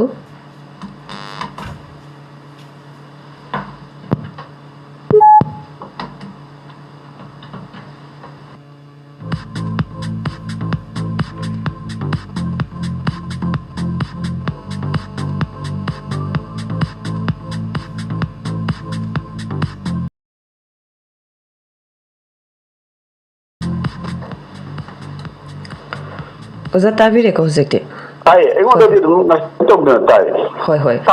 Mayamda akhoi somda taba phangdaba oza gi khonjel se hojikti tajare oza mamangi caller na thambira iba wafam du da oza gi ba wakhalon kitang thambi oza. ꯍꯣꯏ ꯃꯅꯤꯄꯨꯔꯗ ꯌꯥꯝꯅ ꯀꯟꯅ ꯍꯧꯖꯤꯛꯁꯦ ꯂꯥꯡꯗꯕꯅꯗꯤ ꯌꯥꯝꯅ ꯍꯥꯠꯅꯔꯤ ꯀꯨꯀꯤꯁꯨ ꯁꯤ ꯑꯩꯈꯣꯏꯒꯤ ꯁꯤ ꯑꯁꯣꯛꯄ ꯃꯌꯥꯝ ꯌꯥꯎꯏ ꯃꯤꯌꯥꯝꯁꯤ ꯂꯥꯡꯒꯤ ꯐꯤꯕꯝꯗ ꯂꯣꯏꯅ ꯂꯩꯔꯦ ꯑꯋꯥꯕ ꯐꯤꯕꯝ ꯑꯃꯗ ꯂꯦꯅ ꯇꯝꯅꯔꯤꯁꯦ ꯑꯗꯨꯕꯨ ꯏꯟꯗꯤꯌꯥꯁꯦ ꯗꯦꯃꯣꯀ꯭ꯔꯦꯁꯤ ꯆꯠꯄ ꯂꯩꯕꯥꯛ ꯑꯃ ꯑꯣꯏꯕꯅꯤꯅ ꯇꯧꯔꯒ ꯄꯥꯡꯊꯣꯛꯄ ꯒꯃꯦꯟ ꯑꯃ ꯂꯩꯕꯗꯤ ꯌꯥꯗꯕ ꯑꯗꯒꯤ ꯍꯧꯖꯤꯛ ꯂꯩꯔꯤꯕ ꯁꯦꯟꯇ꯭ꯔꯦꯜꯗ ꯂꯩꯔꯤꯕ ꯒꯃꯦꯟꯒꯤ ꯃꯇꯝꯗꯁꯨ ꯑꯗꯨꯝ ꯁ꯭ꯋꯥꯏꯁꯤꯗ ꯑꯣꯏꯒꯗꯕ ꯑꯗꯨꯅ ꯃꯃꯥꯡꯗ ꯏꯂꯦꯛꯁꯟ ꯑꯃ ꯑꯦꯄ꯭ꯔꯤꯜ ꯃꯦꯗ ꯄꯥꯡꯊꯣꯛꯅꯕ ꯊꯧꯔꯥꯡ ꯇꯧꯕꯅꯤ ꯑꯗꯨ ꯊꯧꯔꯥꯡꯒꯤ ꯃꯇꯨꯡ ꯏꯟꯅ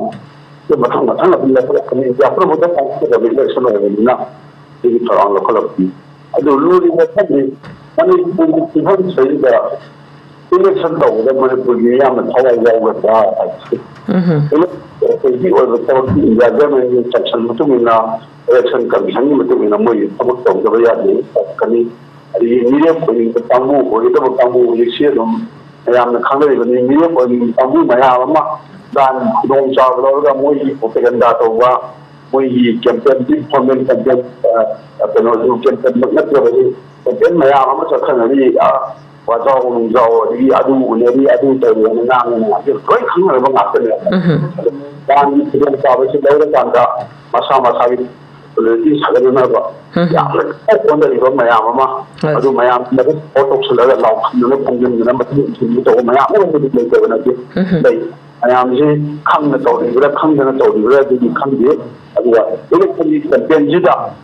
ꯌꯥꯝꯅ ꯀꯟꯅ ꯌꯥꯎꯕ ꯃꯤ ꯃꯌꯥꯝ ꯑꯃ ꯑꯗꯒꯤ ꯀꯦꯝꯄꯦꯟ ꯇꯧꯕ ꯃꯤ ꯃꯌꯥꯝ ꯑꯃ ꯂꯥꯟꯒꯤ ꯈꯨꯗꯣꯡꯆꯥꯕ ꯂꯧꯔꯒ ꯊꯕꯛ ꯇꯧꯕꯁꯨ ꯌꯥꯎꯏ ꯍꯥꯏꯕꯁꯤ ꯑꯩꯈꯣꯏ ꯃꯌꯥꯝ ꯈꯪꯅꯕ ꯑꯩ ꯆꯨꯝꯃꯤꯕꯗꯣ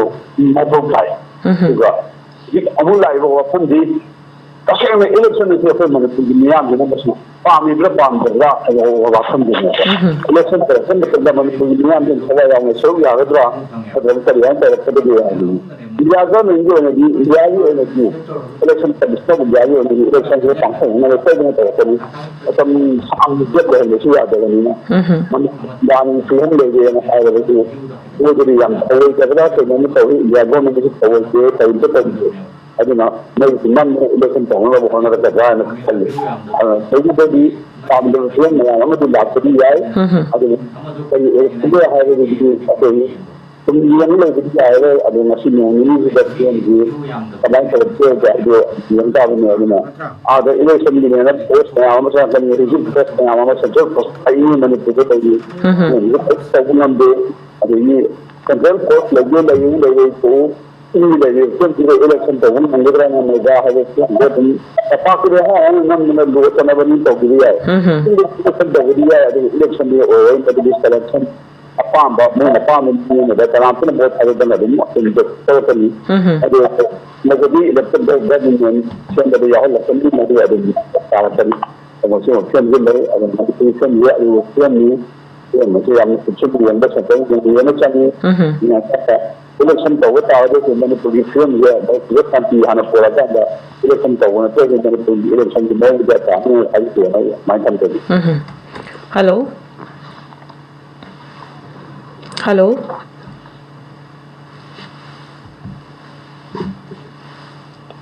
Hello. Okay, waru bibi ade call di pai khacha bani adubu line se tanadre aduna mathangi caller da kudong chaba pizare. Hello.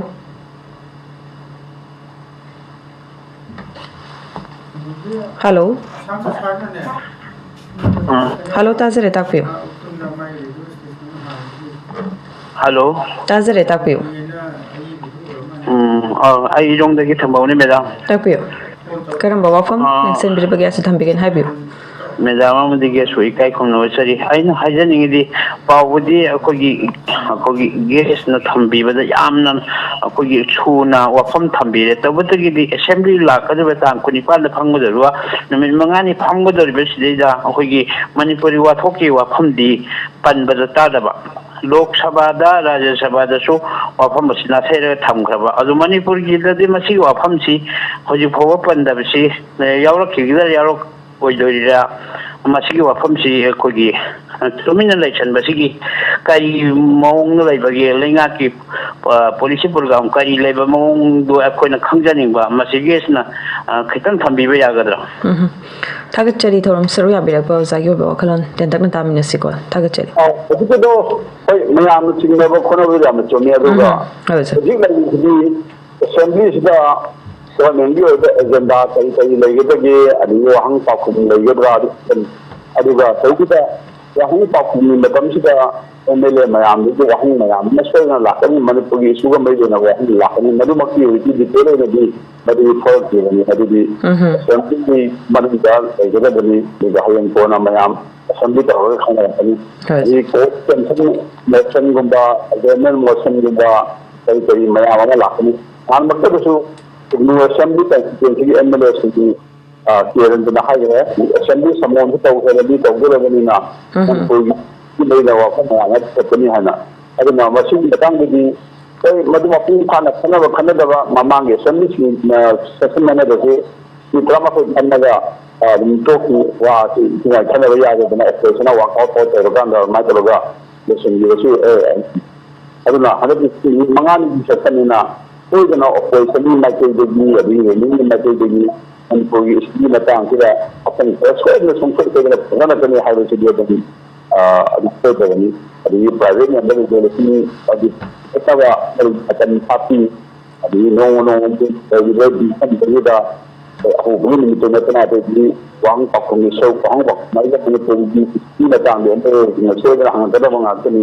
ꯌꯥꯎꯔꯤ ꯑꯗꯨꯒ ꯑꯇꯩ ꯑꯇꯩ ꯗꯤꯁꯀꯁꯟ ꯃꯌꯥꯝ ꯑꯃ ꯁꯣꯏꯗꯅ ꯑꯗꯨꯝ ꯃꯊꯪ ꯂꯥꯛꯀꯅꯤ ꯑꯗꯣ ꯍꯧꯖꯤꯛꯃꯛꯇꯤ ꯂꯣꯏꯅꯃꯛ ꯕꯤꯖꯤꯅꯦꯁ ꯑꯦꯗꯚꯥꯏꯖꯔꯤ ꯀꯃꯤꯇꯤꯒꯤ ꯀꯝꯄꯅꯤ ꯂꯣꯏꯅꯃꯛꯁꯨ ꯑꯩꯒꯤ ꯂꯣꯏ ꯋꯥꯐꯝ ꯃꯌꯥꯝꯁꯨ ꯊꯣꯛꯅꯕ ꯅꯠꯇꯦ ꯆꯨꯝꯅꯒꯤ ꯆꯥꯎꯔꯥꯛꯄ ꯅꯨꯃꯤꯠ ꯀꯌꯥꯅꯤ ꯐꯪꯒꯗꯒꯦ ꯑꯗꯒꯤ ꯃꯄꯨꯡ ꯑꯣꯏꯅ ꯒꯣꯔꯃꯦꯟꯒꯤ ꯃꯥꯏꯀꯩꯗꯒꯤ ꯀꯔꯤ ꯀꯔꯤ ꯇꯧꯒꯗꯕ ꯈꯣꯠꯀꯗꯕ ꯀꯥꯏꯅ ꯁꯨꯃꯥꯏꯅ ꯑꯗꯨꯒꯨꯝꯕꯗꯤ ꯒꯣꯔꯃꯦꯟꯒꯤ ꯃꯥꯏꯀꯩꯗꯒꯤ ꯊꯣꯛꯀꯗꯕꯗꯨꯗ ꯀꯅꯥꯅꯣ ꯈꯔ ꯂꯥꯛꯑꯒ ꯂꯝ ꯃꯃꯤꯡ ꯄꯪꯊꯣꯛꯅ ꯊꯝꯖꯤꯟꯕ ꯑꯗꯨꯝꯕ ꯌꯥꯗꯕꯒꯤ ꯒꯣꯔꯃꯦꯟꯒꯤ ꯕꯤꯜ ꯄꯨꯊꯣꯛꯀꯗꯕ ꯋꯥꯐꯝ ꯑꯗꯨꯝ ꯂꯩꯔꯕꯅꯤ ꯑꯗꯨꯅ ꯃꯅꯤꯄꯨꯔ ꯍꯥꯏꯕꯗꯤ ꯃꯤꯌꯥꯝꯒꯤ ꯐꯝꯃꯤꯅ ꯃꯅꯤꯄꯨꯔꯒꯤ ꯏꯁꯨꯒꯤ ꯃꯇꯥꯡꯗꯗꯤ ꯁꯨꯡꯁꯣꯏ ꯁꯣꯏꯗꯅ ꯑꯆꯦꯟꯕ ꯁꯥꯡꯕ ꯃꯤꯌꯥꯝꯒꯤ ꯄꯨꯅꯤꯡꯉꯥꯏ ꯑꯣꯏꯕ ꯑꯣꯏꯗꯕꯗꯨꯅ ꯃꯤꯑꯣꯏꯕ ꯁꯣꯏꯗꯅ ꯈꯟꯅꯔꯛꯀꯅꯤꯅ ꯊꯥꯖꯕ ꯂꯩꯌꯦꯅ. Hello. Hello. Good morning, Taram Nokchari Takpiu. Good morning. I Togirei Langthabandagi, Inaucha. Langthabaldagi Inaucha Takpiu. Madam Amsung Swarto Kaikunochari, Aina Punduk Janingidi. Houzik Toy Kanoshi Irang Si Kogi Kulnakwa Amasung Mera Paibina. Cookie Tena Tabakse. Prajana Sum Tauliva. Adigi Prajana Dum Tena Lere, Sakagi Machinery Sinsina Yanga Libagi, Nanga Matin Bangboy Toroga, Sum Tado Tamba, Ada Saka Kulna Kwamasum Prajagidi, Nomi Marusi Luiban Ibaponi, Moy the Sakana Tavanina. Adigi State Sakana Sumating Pangda. Sum Taula the Machigis Hassan Se, Prajagis Hassan, I give him the later. Do I not congening I may am Naina Bada direct democracy, indirect democracy, the anarchy Gaina Kung in Haine, Ado Masigi, Sigi Saka, Sigi Hassan Zibu, Karam was Hassan no, Kanga the Nahjabani, Expana Masibu Karam was Hassan, the Sindian as you have symptom. In Singeri. Tagachari Torum Saruya Birakpa, Ojamasigi Matanga, Mam Sudum Punto Piba, Adagi Kagminasi Torum Sing that the Makana Jaki Besulay, Duna. Colon so Tambirakpagi Matuna Tantakna, Ozagi, Wakalon Kitang, Seattle Biram. Oh, I'm telling you, I'm hiding. A car, however, was shot from my Angela could not put in a way governor later. Our Lumbi governor, the Manipur, the land, Horiba, Manipur, and Yagam, the land, Horiba, Gamma, my room, security forcing the national level and I think the war of my master media that I'm going to tell enough. That's why I'm not playing the same game and a position movement. Honorable Secretary, ND and I am putting my country in the Euro, so we will launch the government of the going into the line and then anything other day than I thought. Then this should be 4% again after that. I do. Jim ꯈꯣꯡꯁꯤꯡ ꯉꯥꯗ ꯂꯩꯔꯤꯕ ꯈꯨꯟꯁꯤꯡꯗꯗꯤ security ꯐꯣꯔꯁꯁꯤ central ꯐꯣꯔꯁꯀꯤ ꯈꯔ ꯃꯈꯩꯗꯤ ꯂꯩ ꯍꯥꯏꯕ central ꯐꯣꯔꯁꯁꯦ ꯇꯨꯃꯤꯟꯅ ꯑꯗꯨꯝ ꯈ꯭ꯋꯥꯏ ꯃꯃꯥꯡꯗ ꯄꯦꯂꯔ ꯑꯃꯅ ꯊꯝꯕꯤꯈꯤꯕ ꯃꯥꯕꯨꯡ ꯑꯗꯨꯝ ꯂꯩ ꯀꯨꯀꯤꯁꯤꯡ ꯃꯁꯤꯡꯗꯨ ꯀꯨꯝꯍꯩ ꯀꯥꯞꯊꯔꯛꯄꯗꯤ ꯀꯩꯅꯣ ꯍꯥꯏꯖꯕ ꯆꯨꯝꯕꯒꯤ ꯈꯔ ꯀꯥꯞꯀꯦ ꯇꯧꯕ ꯀꯥꯟꯗꯗꯤ ꯍꯦꯛꯇ ꯇꯥꯟ ꯇꯥꯟꯕ ꯐꯨꯕ ꯈꯣꯠꯄ ꯁꯤꯡꯕ ꯈꯣꯠꯄ ꯑꯗꯨꯃꯥꯏꯅ ꯇꯧꯕ ꯑꯗꯨꯒ ꯃꯌꯥꯝꯁꯦ ꯇꯧꯔ ꯂꯩꯔꯦ ꯑꯗꯨꯝ ꯇꯁꯦꯡꯅ ꯍꯥꯏꯔꯕꯗ ꯂꯥꯟꯁꯤ ꯊꯦꯡꯒꯗꯕ ꯁꯦꯀ꯭ꯌꯨꯔꯤꯇꯤ ꯐꯣꯔꯁꯅ ꯑꯗꯨꯝ ꯀꯩ ꯍꯥꯏꯇꯥꯔꯦ ꯑꯩꯈꯣꯏ ꯊꯕꯛ ꯇꯧ ꯂꯩꯔꯀꯥꯟꯁꯤꯗ ꯎꯄꯥꯏ ꯂꯩꯇꯗꯅ ꯉꯥꯛꯇꯨꯅ ꯑꯗꯒꯤ ꯃꯩꯔꯥ ꯄꯥꯏꯕꯤ ꯁꯦꯝꯗ ꯂꯩꯔꯦ ꯑꯗꯨꯅ ꯇꯁꯦꯡꯅ ꯑꯩꯈꯣꯏꯒꯤ ꯏꯔꯝꯗꯝ ꯑꯁꯦ ꯉꯥꯛꯄꯒꯤ ꯊꯕꯛꯁꯦ ꯃꯤꯌꯥꯝꯅ ꯂꯩꯕꯒꯤ ꯐꯤꯕꯝꯗ ꯂꯩꯔꯦ ꯑꯗꯨꯅ ꯂꯩꯔꯤꯕ ꯒꯃꯦꯟꯁꯤ ꯀꯔꯝꯕ ꯃꯈꯣꯏꯒꯤ ꯒꯃꯦꯟꯅꯣ ꯍꯥꯏꯅ ꯍꯪꯕ ꯍꯥꯏꯕꯁꯤ ꯃꯁꯥꯅ ꯇꯥꯔꯦ ꯒꯃꯦꯟꯒꯤ ꯋꯥꯗꯤ ꯅꯠꯇꯦ ꯑꯩꯈꯣꯏ ꯑꯦꯟꯑꯥꯔꯁꯤ ꯑꯗꯨ ꯑꯗꯥ ꯃꯣꯟꯍꯥꯔꯁꯤ ꯑꯗꯨꯒꯤ ꯋꯥꯔꯤꯁꯦ ꯃꯤꯌꯥꯝꯅ ꯈꯟꯕ ꯏꯈꯜꯗ ꯃꯤꯌꯥꯝꯅ ꯈꯜꯂꯒ ꯊꯥꯒꯠꯂꯒ ꯊꯥꯒꯠꯈꯤꯕ ꯑꯦꯝ ꯃꯌꯥꯝ ꯑꯦꯝ ꯄꯤ ꯃꯌꯥꯝꯅꯁꯨ ꯒꯃꯦꯟ ꯁꯦꯟꯇꯔꯗ ꯂꯩꯔꯤꯁꯤꯅ ꯑꯦꯝ ꯄꯤ ꯃꯌꯥꯝꯒꯤꯅꯤ ꯑꯗꯨꯒ ꯃꯅꯤꯄꯨꯔꯗ ꯁꯦꯠꯇ ꯂꯩꯔꯤꯕ ꯃꯌꯥꯝꯒꯤ ꯒꯃꯦꯟ ꯑꯁꯤꯕꯨ ꯃꯤꯌꯥꯝꯅ ꯏꯈꯜꯗ ꯃꯥꯏ ꯄꯥꯛꯑ ꯊꯥꯒꯠꯂꯒ ꯑꯗꯨꯒꯨꯝꯕ ꯁꯦꯝꯈꯤꯕ ꯒꯃꯦꯟ ꯑꯗꯨꯕꯨ ꯇꯧꯔꯤꯕ ꯊꯕꯛ ꯊꯧꯔꯝꯁꯤꯅ ꯒꯃꯦꯟꯒꯤ ꯃꯊꯛꯇ ꯃꯤꯌꯥꯝꯅ ꯋꯥꯍꯪ ꯃꯌꯥꯝ ꯂꯥꯛꯀꯅꯤꯅ ꯅꯨꯡꯉꯥꯏꯇꯕ ꯄꯦꯟꯗꯕ ꯃꯌꯥꯝꯁꯨ ꯃꯊꯪ ꯂꯩꯕ ꯍꯦꯟꯒꯠꯅꯔꯛꯑꯦ ꯑꯗꯨꯅ ꯁꯤꯒꯤ ꯃꯇꯥꯡꯁꯤꯗ ꯈꯪꯗ꯭ꯔꯦ ꯑꯩ ꯈꯟꯖꯅ ꯍꯥꯏꯕ ꯍꯥꯏꯗꯨꯅꯤ ꯑꯗꯨꯝ ꯁ꯭ꯇꯦꯠ ꯒꯚꯔꯟꯃꯦꯟꯅ ꯊꯣꯛꯂꯛ ꯈꯣꯠꯂꯛꯄ ꯃꯣꯏꯅ ꯄ꯭ꯔꯦꯁꯔ ꯄꯤꯔꯀꯥꯟꯗ ꯈꯔ ꯊꯣꯛꯂꯛꯄ ꯅꯠꯇꯅ ꯑꯩꯈꯣꯏꯒꯤ ꯏꯀꯥꯏꯗꯒꯤ ꯁꯦꯟ ꯑꯃꯗ ꯁꯨꯝ ꯑꯩ ꯅꯠꯇ꯭ꯔꯒꯗꯤ ꯑꯩꯈꯣꯏꯒꯤ ꯃꯤꯆꯝ ꯃꯤꯌꯥꯝꯗꯤ ꯑꯗꯨꯝ ꯇꯧꯒꯗꯕ ꯊꯕꯛ ꯂꯧꯎ ꯁꯤꯡꯎꯒꯗꯕ ꯊꯕꯛ ꯏꯪꯈꯥꯡ ꯇꯧꯒꯗꯕꯒꯤ ꯃꯍꯨꯠꯇ ꯂꯥꯏꯔꯤꯛ ꯂꯥꯏꯁꯨ ꯇꯝꯒꯗꯕꯒꯤ ꯃꯍꯨꯠꯇ ꯃꯃꯜ ꯇꯝꯅꯕꯒꯤ ꯐꯤꯕꯝꯗ ꯁꯨꯝ ꯂꯩꯔꯦ ꯑꯗꯨꯅ ꯃꯥꯅ ꯆꯠꯊꯕꯤꯕꯗ ꯒꯚꯔꯟꯃꯦꯟꯅ ꯊꯕꯛ ꯂꯧꯈꯠꯄꯤꯔꯛꯄꯗꯣ ꯃꯗꯨꯅꯤ ꯌꯥꯝ ꯗꯔꯀꯥꯔ ꯂꯩꯔꯤꯕꯁꯤꯗꯅ ꯑꯩ ꯑꯗꯨꯃꯥꯏꯅ ꯊꯝꯖꯩ. Hello. Hello. Hello, Tazari. Good morning. Yaithirapa numisida ai Ranjit Kumar Tomrene madam. Takpiyo. Aina thamjanisi ngarangi akhoi pausida kodi South Indian makhada Assam Riflesna lusinduna ngasi Khawal district kheti laikai tomjing makhongda nupida khati pinaba wakhalonda paikhatta project mat hadokhe hali masida aina thamjani wafamdi somna kanda nupida sakti mapangan hamnaba mathona hamnaba paikhalle Assam Rifle IGAR Southna habiri aduga asomna kanda ngarang nahangi maktada akoi pukhawamda nupi mayam na masai yadna moina makokta kanba yaw amma kanba yaw tamma khama tha pomba yaw tawdina tawri masai aina thamjani wafamdi Assam Rifle tangai paksida lauriba thadam si karino miam da utsairibra karino tapla natagana mikhan maya yawakmagi tawribra Masdajra Aikoji, Manipur, Tangai Paksi, India Langagna, Nipun Kunmaki Hakman, Lee, Hibas Vesta, GSP Mon, Amatambu, Doinana, Aikoji Mazenda, Kai Samban Kai, Kabi, Aduta, Yadata, Hojo, Zitma Kapasnati,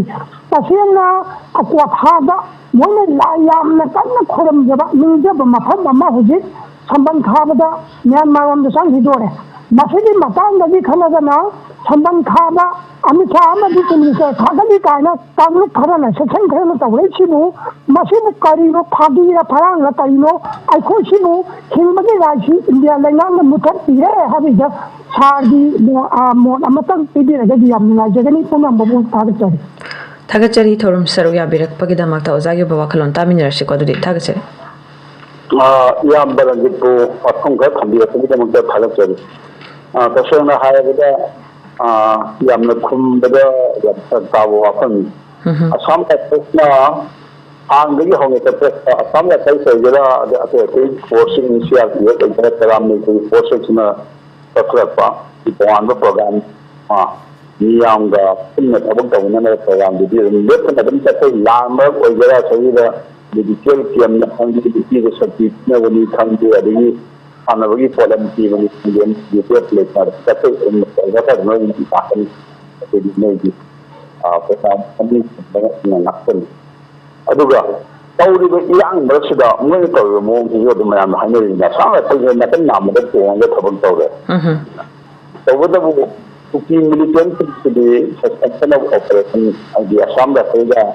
army का की हादे हम की पहल party तरह कनी मन सुबह में यावदी अगर आई के जाती आना दे हम नंबर का थमदा दिन लाख है ना मोई निचन चंदा मोई का तुम पुन खोद गए हो कदम ले अदना नहीं मैं ना तांग मापन लाइव से लोगा सस्पेंशन ऑफ ऑपरेशन में तुम मखा साना संगति यारोई गाइड में हम डिमांड है संगति ने ना हाई से अदना नहीं नहीं का सम तकनी नरगा मैं के लोग नरगा ऐसे जी तालहोगदी आनदी माइनर लेतबनिना सोंद में के जी लोना बहुत मयाम जिदो जब मयाम सिंगाई मयाम चाहिए लेगा सिंगल बैरल एक्शंस गन पाए सिंगाई जो लालहो ने उवे मोंग बतावे अदे मेरा तावी मयाम जिना मसा की मरम करने वो होने रखदा अदे जी मसा मसुगा तो करने वो होने दा संग संगदी अभी ऐसे कोई छोटा भी कंट्रोल फोर्स भी इतनी निचल तक नहीं करेगा तो ना काम से छोड़ करने वो होने रहता है लेकिन थोड़ा तक तो भी ना काम या कोई सब भी करो से सकते हैं अभी ना दिन में कोई नहीं लागा मतलब कि हम नो आई टेस्ट में कोई यदि बस कोई नहीं है तो शादी बंदा में नाचने में होने रहता है नहीं ना ये तो नहीं रहना चाहिए अभी ना मोई छोड़ता ये तो भी है ना मोई तक नहीं है ना को तक वो नहीं कर सकते हम भी तो 하여가 야나 뭐할게 그가 소위 야나기 때문에 뭐를 던지고 왔는지 그래서 하라보다 남의 선발서 내가 아니 이마다 노면 내 말은 남는 거 아이고 남시 아니 내가 스포츠야 또 아이코나 아이 이 상을 전하다 아니야 할 거라고 이 남의 가져다 봐봐 이 뭐는 다 할게 내가 봐봐야 돼 그러니까 노면 댄스가 내가 아니 나도 그걸 남의 가져다 अदुना आई लंदम से अचन में संबल पादा से आई मंदर में खाई नियम में खावे यादे आई अदु की नियम में दिले अदुना मजी से क्यों संबल पाई वसने दी आई लंदम खावे दे अदुना और समन खावे खावे तो पंदे है जो अदु से नी किलोमीटर तरा बहुत सारे अदु जो वाकु का खावी बनी अदु ये एक सो समन खाने तरह का आई लम मांगे अदु मांगे है वो संगे दम लाके ने अदु लान मरक से दा नियम में कन्न दुकान पर नमखई वांग बड़ी फंक्शन लाबा लीगल मैम ने दान की नहीं है वो वाफंदा मैम ये नमखई संबंधी अदु लकान दे लीगल की संगन दबा एनआरसी तरकांदा हाना को मैम ने पाठक की दुगुंबा तो बकलो जी लेना बिना तो संबल खाए के मैम ने पांगे बनी सही गाड़ी की मांग गाड़ी छोड़ना की खन्ना दबा की फिर ले अब तो मैम ने पांगे तो मैम को लगी जो अपन मैम को बाकी में ना एक अदुना yang ya pamo tu ko ko bel sabane asama ko ko bueno ro ni na ko da matien ka ni hai ne wo da bu ko yi am ngak sa da moi na ko da ti wo ne thoi se asu ma tang de moi na ta ne ya ro sa da yi ma ko ko wo ching de instruction ma mo da da ti da dai adi instruction da bi na na ko da me na bi de na sa da ka ne pa sa ti ma di sangi hai na ta na ikum sa hello hello good morning तराम नोचरी good morning madam phone तौजरीबा सलोंफमदगी हुइरेम चंद्रने madam ताकपियो Ahmed madam अमदी online guest पु कोकनोना इकाय खुनबु चरे madam ngarang thengajaba pawam thang khajari हाइबियो कोई सोशल मीडिया दा कोई नुंगतिगी फोंगिबा पावसे सिंगसे कोई खबर की हेडलाइन सिंग अतोय फोटोग्राफ लौरगा सोशल मीडिया दा अपलोड तौबिबा अदुगा पाउचे से कलेक्शन तौर पाथोपने चिंबसे अखोई मोबाइल हैंडसेट पाइनरिबा यामद लोइनमक होजि होजि यामदुम थेंगजबा पोल मोय मतांग सा अखोगी एडिटर्स गिल्ड ऑफ मणिपुर ना सुम मियोचिंग सी मरी लेनबा चिंग अयाबा याउद्रदि कॉपीराइट एक्ट 1957 की मतुंगिना दंदी फंगिंगाई ओय हाइबने चिंबा वाफम खरा फोंदोपिकेबा अखोइना खंगजा उजबदसु मतम खरगी ममांगदा मोबाइल हैंडसेट सिंगसे अखोगी असुंबगी कनोसि लेतिङै ममांगदा युम युमदा अखोई खबर के होकर सिंगागा पाउसे सिंग लौबै चांगसे अदुम खरा वांगमब्रा हौजिसिना अखोई अयाम्बा मोबाइल की खुथांगदा पाउसे सिंगसे पाबा येंगबा अदुम मोइना चथाबदौना सुम तौबा कोई सासोल अखसुंबा पाउगी ई पाउगदा लेबिबनिना खुदोंग चादबा कया मरम सुंबा लमसिदा तौजबे हिता मायुंग नंदोंग माले मतासिदा कोई चाक्सनिंग बसे सागा कोई हौजिक हौजिक हाइरिबा कनोसिदा सोशल मीडिया दा सुंबा पोस्टिंग पाथोकपा नत्रगा अखोगी पोस्ट तौबिरपसिदा सिगी मेरिट अमदि डिमेरिट मतंग दा कोई लेसन बिरबा सरना मयक सेंगना मियाम दा तंग थंबिनबा नोरचरे एम नोआइजे थोरम सरुक या बिरकपा के दमक थागचरे ꯑꯣꯖꯥꯒꯤ ꯑꯣꯏꯕ ꯋꯥꯈꯜꯂꯣꯟ ꯇꯥꯃꯤꯟꯅꯁꯤ ꯍꯣꯏ ꯑꯩ ꯒꯨꯜ ꯑꯣꯐ ꯃꯅꯤꯄꯨꯔꯒꯤ ꯍꯣꯁꯇꯦꯜꯒꯤ ꯑꯩ ꯏꯁꯥꯅ ꯑꯣꯏꯕꯅꯤ ꯃꯤꯇꯤꯡꯁꯦ ꯑꯩ ꯇꯧꯔ ꯄꯥꯡꯊꯣꯛꯈꯤꯕ ꯃꯤꯇꯤꯡꯅꯤ ꯁꯤ ꯃꯇꯥꯡꯁꯦ ꯂꯦꯞꯄꯁꯤ ꯌꯥꯝ ꯅꯨꯡꯉꯥꯏ ꯁꯦꯡꯅ ꯍꯥꯏꯔꯕꯗ ꯑꯩꯈꯣꯏ ꯁꯤꯒꯤꯗ ꯁꯣꯁꯤꯌꯦꯜ ꯃꯦꯗꯤꯌꯥ ꯍꯥꯏꯅ ꯂꯩꯔꯤꯕ ꯇꯣꯉꯥꯟꯕ ꯄ꯭ꯂꯦꯠꯐꯣꯝꯁꯤꯗ ꯃꯣꯏꯒꯤ ꯑꯣꯏꯕ ꯄꯥꯎ ꯈꯪꯗꯦ ꯑꯗꯒꯤ ꯀꯩꯅꯣꯅꯤ ꯈꯪꯗꯦ ꯕ꯭ꯔꯦꯀꯤꯡ ꯅ꯭ꯌꯨꯁꯅꯤ ꯈꯪꯗꯦ ꯃꯔꯨ ꯄꯤꯕꯗ ꯀꯩꯁꯨ ꯀꯥꯏꯗꯦ ꯑꯗꯒꯤ इलेक्ट्रॉनिक मीडिया है इंटेक टीवी IS टीवी अतोटी लेरिबो मयाम सिदा संदेइबो पाव अदि मोइगी पाव दि किसा लाइनदो मदु फलगा नबा दाना हाइरे हाइरे कइसु अकाइबो लेते अदुबो खबर कोंगिबो पेजि पुलप पुलप पथराइ सु तंतबो मोंदा कना कनानो फैन हत्ते स्कैन तोरगा अदि तोरगा फोटो नमगा पुलप फलता इस मीडिया ग्रुप अदना हत्ते पुलप पुलप पाको पाहबो copyright kita yang ada. Kalau kita hai tahu sih, agar jadi news article kamu news story hai dia beri itu gumba. Dan banyak sebenarnya hai dia nak hai berkot-kotba. Agak gumba tahu macam mana tu ya dia. Jadi kalau dia dah itu sudah pakai sini, tahu dia pun dia pakai kerana cover kita dah itu pakai kerana. Jadi macam mana tahu apa ada tentang itu. Ada yang tahu na ꯑꯩꯈꯣꯏꯅ ꯐꯣꯡꯖꯔꯤꯕ ꯄꯥꯎꯁꯤꯕꯨ ꯄꯨꯂꯞ ꯄꯨꯂꯞ ꯑꯣꯏꯅ ꯀꯅꯥꯒꯨꯝꯕ ꯃꯈꯣꯏꯅ ꯊꯥꯒꯠꯂꯒ ꯑꯩꯈꯣꯏꯒꯤ ꯑꯩꯈꯣꯏꯅ ꯇꯧꯖꯔꯤꯕ ꯀꯔꯕꯥꯔ ꯑꯗꯒꯤ ꯀꯔꯕꯥꯔꯅꯤ ꯏꯟꯗꯁꯇ꯭ꯔꯤꯅꯤ ꯑꯗꯒꯤ ꯃꯌꯥꯝꯅ ꯄꯥꯎ ꯌꯣꯟꯕꯅꯤ ꯁꯤꯕꯨ ꯍꯨꯔꯥꯟꯕꯒꯤ ꯃꯑꯣꯡꯗ ꯊꯕꯛ ꯇꯧꯕꯁꯤꯗꯤ ꯑꯩꯈꯣꯏ ꯐꯪꯅꯤꯡꯉꯥꯏ ꯑꯣꯏ ꯃꯤꯅꯤꯃꯝ ꯂꯨꯄꯥ 50,000 ꯐꯥꯏꯟ ꯅꯠꯇ꯭ꯔꯒ ꯊꯥ 6ꯀꯤ ꯃꯈꯥꯗ ꯖꯦꯜ ꯆꯪꯅꯤꯡꯉꯥꯏ ꯑꯣꯏ ꯃꯁꯤ ꯑꯩꯈꯣꯏ ꯃꯦꯗꯤꯌꯥ ꯍꯥꯎꯁꯁꯤꯡꯁꯤꯅ ꯍꯟꯖꯟ ꯍꯟꯖꯟꯅ ꯍꯥꯏꯔꯒ ꯂꯥꯛꯄꯅꯤ ꯃꯁꯤ ꯇꯧꯕꯤꯅꯨ ꯑꯗꯣ ꯀꯅꯥꯒꯨꯝꯕ ꯈꯔꯅ ꯁꯨꯃꯥꯏꯅ ꯇꯧꯋꯤ ꯑꯗꯒꯤ ꯃꯁꯤꯅ ꯑꯩꯈꯣꯏꯗ ꯃꯗꯨ ꯃꯦꯔꯤꯠ ꯍꯥꯏꯗꯣ ꯃꯣꯕꯥꯏꯜꯗ ꯄꯥꯕꯗꯨꯅ ꯃꯄꯨꯡ ꯐꯥꯅ ꯄꯥꯕ ꯌꯥꯕꯁꯨ ꯅꯠꯇꯦ ꯃꯗꯨꯅ ꯔꯦꯀꯣꯔꯠ ꯇꯧꯕ ꯌꯥꯕꯁꯨ ꯅꯠꯇꯦ ꯑꯗꯒꯤ ꯑꯗꯣ ꯃꯌꯥꯝꯗ ꯄꯥꯕꯗꯨꯅꯁꯨ ꯅꯨꯡꯉꯥꯏ ꯑꯗꯨꯒ ꯈꯕꯔꯁꯤꯡꯁꯤ ꯌꯣꯜꯂꯀꯥꯟꯗ ꯍꯤꯡꯖꯔꯤꯕ ꯍꯣꯀꯔ ꯃꯌꯥꯝꯒꯤ ꯄꯨꯟꯁꯤꯁꯨ ꯑꯗꯨꯝ ꯍꯥꯠꯄꯒꯤ ꯐꯤꯕꯝ ꯂꯩꯔꯦ ꯑꯃꯨꯛꯀꯤ ꯐꯥꯗꯕ ꯈꯪꯗꯦ ꯅꯍꯥꯟ ꯌꯦꯡꯉꯀꯥꯟꯗ ꯄꯥꯎꯗꯨ ꯈꯪꯉꯦ ꯄꯥꯔꯔꯣꯏ ꯀꯥꯏꯅ ꯍꯥꯏꯕꯒꯨꯝꯕ ꯃꯣꯏꯗꯁꯨ ꯄꯨꯔꯛꯀꯗꯕ ꯐꯤꯕꯝ ꯃꯌꯥꯝ ꯑꯃ ꯂꯥꯛꯏ ꯁꯤꯒꯨꯝꯕ ꯃꯌꯥꯝꯗꯨ ꯈꯪꯉꯒ ꯇꯧꯔꯤꯕ ꯑꯌꯥꯝꯕ ꯊꯕꯛ ꯃꯌꯥꯝꯗꯨꯁꯨ ꯌꯦꯡꯉꯀꯥꯟꯗ ꯑꯩꯈꯣꯏꯒꯤ ꯗꯤꯖꯤꯇꯦꯜꯒꯤ ꯏꯗꯤꯇꯔꯁꯤꯡꯅꯦ ꯑꯗꯒꯤ ꯄꯕ꯭ꯂꯤꯁꯔꯅꯦ ꯑꯗꯒꯤ ꯏ ꯄꯥꯎ ꯏꯂꯦꯛꯇ꯭ꯔꯣꯅꯤꯛ ꯃꯦꯗꯤꯌꯥꯒꯤ ꯂꯩꯔꯤꯕ ꯀꯥꯡꯕꯨꯁꯤꯅ ꯃꯌꯥꯝ ꯄꯨꯜꯂꯀꯥꯟꯗ ꯑꯩꯈꯣꯏ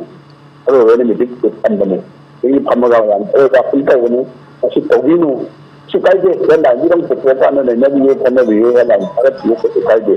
ꯑꯗꯣ ꯄꯥꯎ ꯃꯐꯝ ꯃꯁꯤꯗ ꯄꯨꯂꯞ ꯍꯦꯛꯇ ꯊꯥꯒꯠꯂꯒ ꯇꯧꯕꯁꯤꯗꯤ ꯃꯁꯤꯗꯤ copyright की अगेंस्ट नहीं ऐसे इंडिया की समय लेकिन लोगों की अगेंस्ट नहीं अगर लोग अगेंस्ट फर्क तरफ करना अखोई संपत्ति सोहला पनिन मसीगी मायो के पनिन ओदना थबक लकलकदी थबक लकलकादा अयाना कोई नंगगनी अयाना नंगबाइदो नुआइति अखोई मसेंगी मरता जेल चंगा इ फाइन 50,000 थीगा याना यदि वाला मत लाकनी अदना सोशल मीडिया तौरीब कांगूसना मोदी खुदम चाब खर फंगनबनी मोईदा येंग मी हेंगलगा बोल लाकनी हाजना मी थक्ता अकाय पीबदो तौरीगनु हाय तौरदी अकोपो ओइरल तौरीगनु हाय ना अमताना आई मसी लोकता पे सांगा आई अतंसरी ꯁꯌꯝ ꯅꯨꯡꯉꯥꯏꯖꯩ ꯉꯁꯤꯒꯤ ꯑꯣꯏꯅ ꯏ ꯄꯥꯎꯒ ꯃꯔꯤ ꯂꯩꯅꯅ ꯈꯪꯃꯤꯟꯅꯁꯤ ꯊꯧꯔꯝ ꯑꯁꯤꯒꯤꯗꯃꯛꯇ ꯑꯣꯟꯂꯥꯏꯟ ꯒꯦꯁ ꯑꯣꯏꯅ ꯂꯦꯡꯁꯤꯟꯕꯤꯗꯨꯅ ꯇꯣꯉꯥꯟ ꯇꯣꯉꯥꯟꯕ ꯃꯐꯝꯁꯤꯡꯗ ꯂꯩꯕꯤꯔꯤꯕ ꯑꯩꯈꯣꯏꯒꯤ ꯊꯧꯔꯝꯁꯤꯕꯨ ꯊꯋꯥꯏ ꯑꯣꯏꯅ ꯇꯥꯕꯤꯔꯤꯕ ꯀꯣꯂꯔꯁꯤꯡ ꯂꯤꯁꯅꯔꯁꯤꯡꯅ ꯇꯦꯂꯤꯐꯣꯟ ꯇꯧꯕꯤꯔꯛꯇꯨꯅ ꯑꯩꯈꯣꯏꯒꯤ ꯑꯣꯖꯥꯗ ꯊꯝꯕꯤꯔꯤꯕ ꯋꯥꯐꯝꯁꯤꯡ ꯃꯆꯥ ꯇꯥꯅ ꯊꯝꯕꯤꯗꯨꯅ ꯉꯁꯤ ꯃꯌꯥꯝꯗ ꯃꯤꯠ ꯅꯥꯀꯣꯡ ꯑꯣꯏꯍꯟꯕꯤꯔꯤꯕ ꯑꯣꯖꯥ ꯈꯣꯒꯦꯟꯗ꯭ꯔ ꯈꯣꯟꯗ꯭ꯔꯥꯝ ꯏꯗꯤꯇꯔ ꯁꯉꯥꯏ ꯑꯦꯛꯁꯄ꯭ꯔꯦꯁ ꯂꯣꯏꯁꯤꯜꯂꯛꯄꯗ ꯑꯣꯖꯥꯕꯨ ꯑꯃꯨꯛꯀ ꯍꯟꯅ ꯊꯥꯒꯠꯄ ꯐꯣꯡꯗꯣꯛꯆꯔꯤ ꯑꯩꯍꯥꯛꯅꯁꯨ ꯀꯣꯜ ꯇꯧꯕꯤꯔꯛꯈꯤꯕ ꯄꯨꯝꯅꯃꯛ ꯑꯗꯒꯤ ꯇꯥꯕꯤꯔꯤꯕ ꯂꯥꯏꯚ ꯏꯁꯇ꯭ꯔꯤꯃꯤꯡ ꯌꯦꯡꯕꯤꯔꯤꯕ ꯑꯗꯒꯤ ꯌꯨꯝꯕꯨ ꯑꯣꯏꯕꯤꯔꯤꯕ ꯑꯗꯒꯤ ꯑꯪꯀꯔ ꯑꯔꯣꯏꯕꯅ ꯈꯨꯔꯨꯝꯖꯔꯤ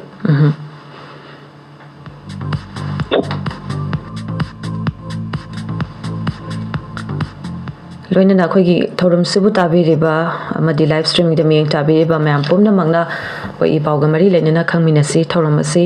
ꯑꯣꯖꯥꯒ ꯑꯣꯏꯅ ꯑꯩꯈꯣꯏ ꯈꯟꯅ ꯅꯩꯅꯖꯕ ꯑꯣꯖꯥꯗ ꯏꯁꯥꯒꯤ ꯑꯣꯏꯕ ꯋꯥꯐꯝꯁꯤꯡ ꯊꯝꯕꯤꯔꯛꯂꯒ ꯈꯟꯅꯖꯅꯕꯒꯤ ꯇꯥꯟꯖꯥ ꯑꯗꯨꯗꯤ ꯂꯣꯏꯁꯤꯟꯖꯔꯦ ꯑꯗꯨꯕꯨ ꯏꯁꯥꯒꯤ ꯑꯣꯏꯕ ꯋꯥꯈꯜꯂꯣꯟꯁꯤꯡ ꯑꯣꯏꯅ ꯑꯩꯒꯤ ꯏ ꯄꯥꯎꯗ ꯌꯨꯝꯐꯝ ꯑꯣꯏꯕ ꯋꯥꯐꯝꯁꯤꯡ ꯊꯝꯕꯤꯔꯛꯂꯒ ꯊꯧꯔꯝꯁꯤ saruk yabiba makha tana duma pung mapan phawba chathajagini aduna lemhoriba matam khara sida akoigi isa sa gi oiba wakhalon sing thambiningba sing na aikoigi studio gi telephone number 8132880336 sai ba aikoigi studio gi telephone number asida dial tawbiraklaga thoram asi saruk yabinana ba tabiriba amadi live streaming kuthangna miyeng tabiriba mayam pumnamakki mafumda thamjage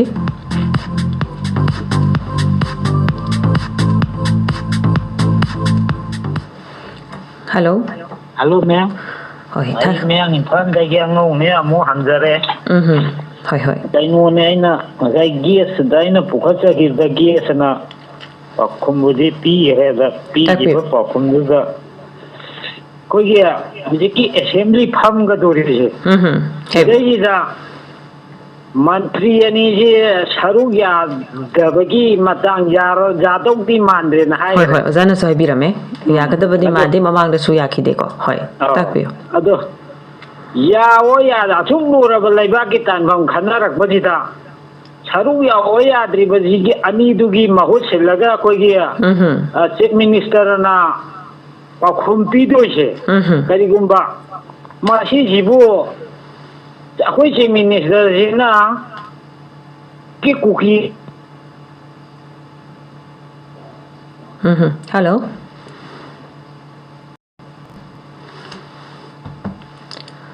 hello line se tana khidre hello waro bibeyadi akoi ko side no pataraga lecture hauji su thambere bo wafam se color gi side gi thambere bo wafam sing si han bada khara tajara maga su makha ta na ta ba phangjada bai khudong cha da ba ma leire waro bibeyadi amtang ga halaga try to biro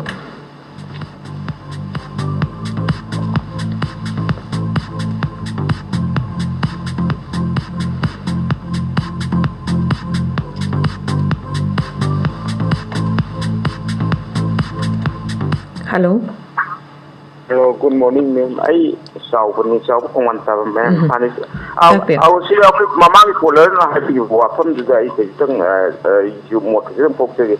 whatever chief minister NB and the Sarkar say the cabinet mantri and in a five of population GP high. Maybe the get somewhere from Matanda, MLA Gaisina, Monda, Wang Pop from Toro, mother or ever chief minister,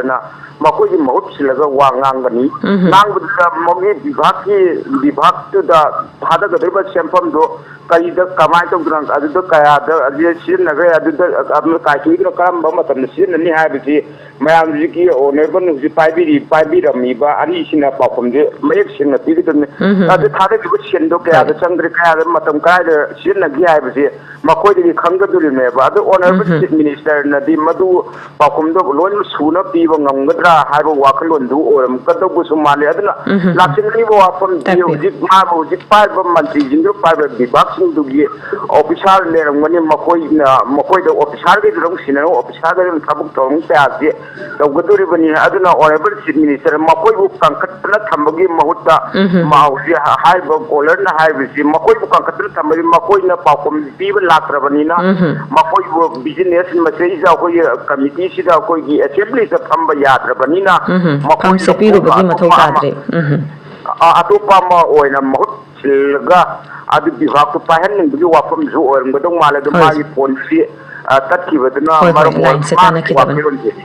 wakilon de kai tung adung do or ngadu male ha bo hoi hoi ado mayamna su madu pamna ba haiba tare ko akoi gi assembly ki mifam sida la oi da ba oi raga di makoi go ba dai du lo roi da ba oi tar ga di makoi da pham pi ru ba gi mathok ta dre haiba wafam du da mayam su loi dum thambi ba leire ade mamang da su oja yauna khana jari ngai da handaki fam ga dor be assembly mifam asida su akoi makoi si yaw ga da ba mandi haiba gi wafam su lei aduna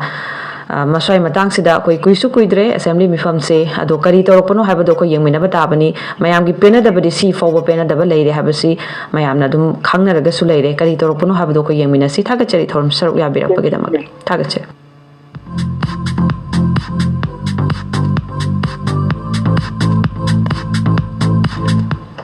hello Hello ma'am, phone do tat ki. Hoi line to tana khidabani hauzik amuk fangbire yam nongai jare mamang su caller amana somna pukat piramba wafam duga mari lenana ko oiramba yai haidana line tat khibaduda haibiu makata bakari habini adu oire do aina ningai jina ko ge hayan ningai jina chief minister akoi chief minister jina hariba ani ji gi saru meng khalak pa haibese karamba ground runda mogi meng khatoi no sine ba ina hangning question ja ko gi asuk tha tara suraba matam jida akoi mogi tongan ba separate lam su ta le moi ma se manung da janaram badum de miam da khangan da ni na koi madu u de ba hoi akoi no u di mapan thong gi dunia ba manung da moi ma sen jana ba du di mi sira ga su moi ma sen manung jana le ya bra ba adu oitargadi chief minister na karigumba madu meng khatana mogi saruk to sumwana sum kam khatana thamta gati kuki na meitai halali ji akoi gi pali ba lainga chi ju yaw re ha ba ji kari kakningai le je sine ba ma chi yang opposition na pukhalaga hangbi rak pusu oje no ai opposition khara ju una nge masai mata ngi da pukhati yo haija ni maram di madu da kankaninge sungwe lete moi ani je खुदक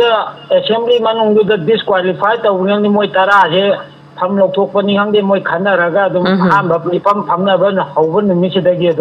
अनी सूबद वारेप लौरगा थबक पाइखतियु नतदना कंखतना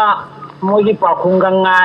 लाक्तबगी Moina कंगाक्तब थमतागदी अखोइना लौजरकदोइसि मियामना cookie ने मिते हातबजी सरकार सि जुयावी हाइबदी कांखलबनिना मसीने bye Koyna मसी लोहल लक्तना बा होय हुजिबुदी फमद्रिको फमकंदादा बुदी तौर कोइ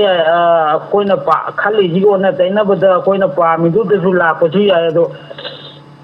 ना हुजिक छुम मतम कुइना थोलक थंजा सिददी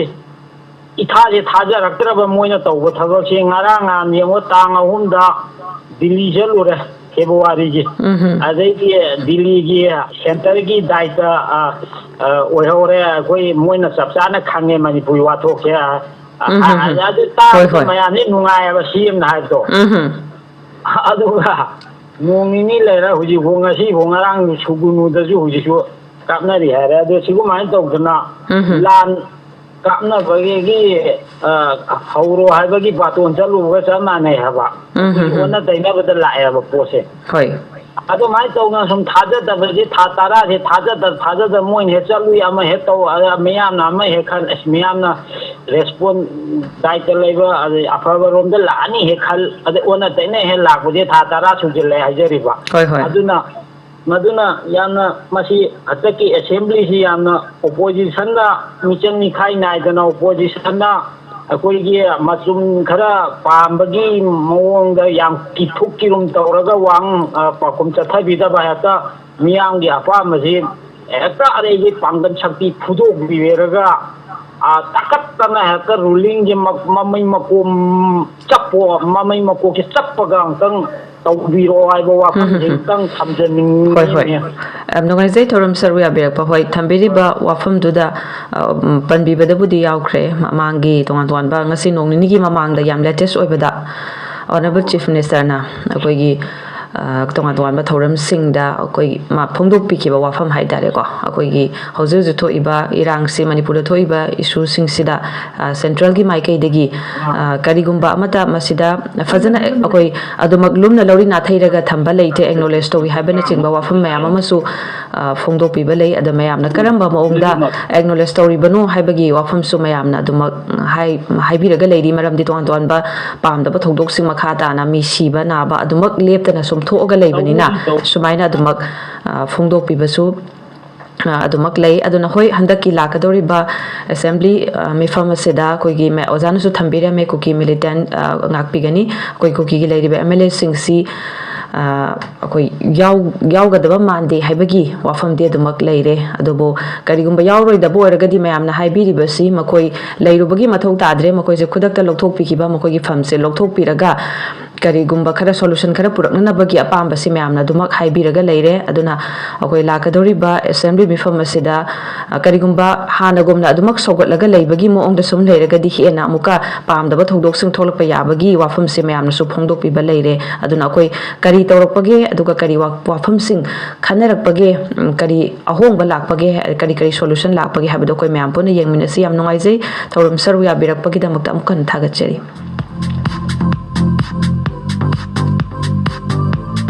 लोने नंगसी की अरोइबा कॉलर अमतंग लखुचगे हेलो गुड मॉर्निंग तराम नौचरी ताकपियो अरोइबा कॉलर सोरे मैम अगर साइड पुखसी वाफमदुदा अमुतगा अखोय सानदि मेक सिंगदि थंबिरन अइना खतन कतन करा जवनिंग बमा यवमदबा मतेम तंग संजगे मैम पंबियो निंग सिंग अखोय रमदमदा हौब लानसिदा अखोय लान थिंगजरगे हाइना हौरिबा सिंगजि अखोय Manipur ngangnabani Atop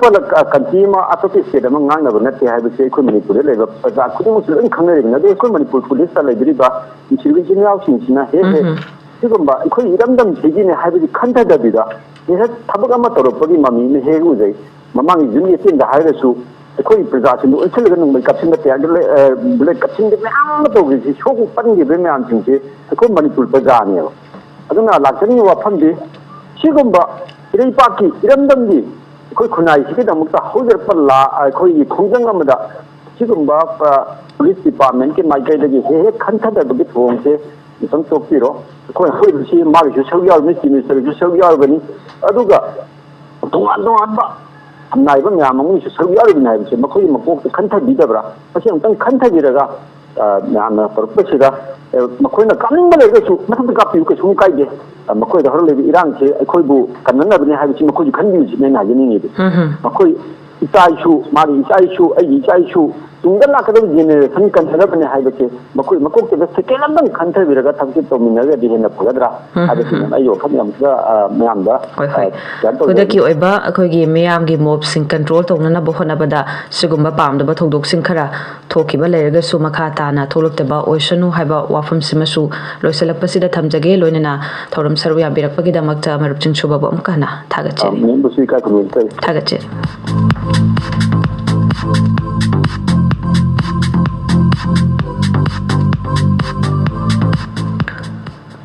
लोनेना ngasigidamakta i pauga mari lenina khangminasi thoramasi matanga sida loshinjari lonena ngasigi thoramasida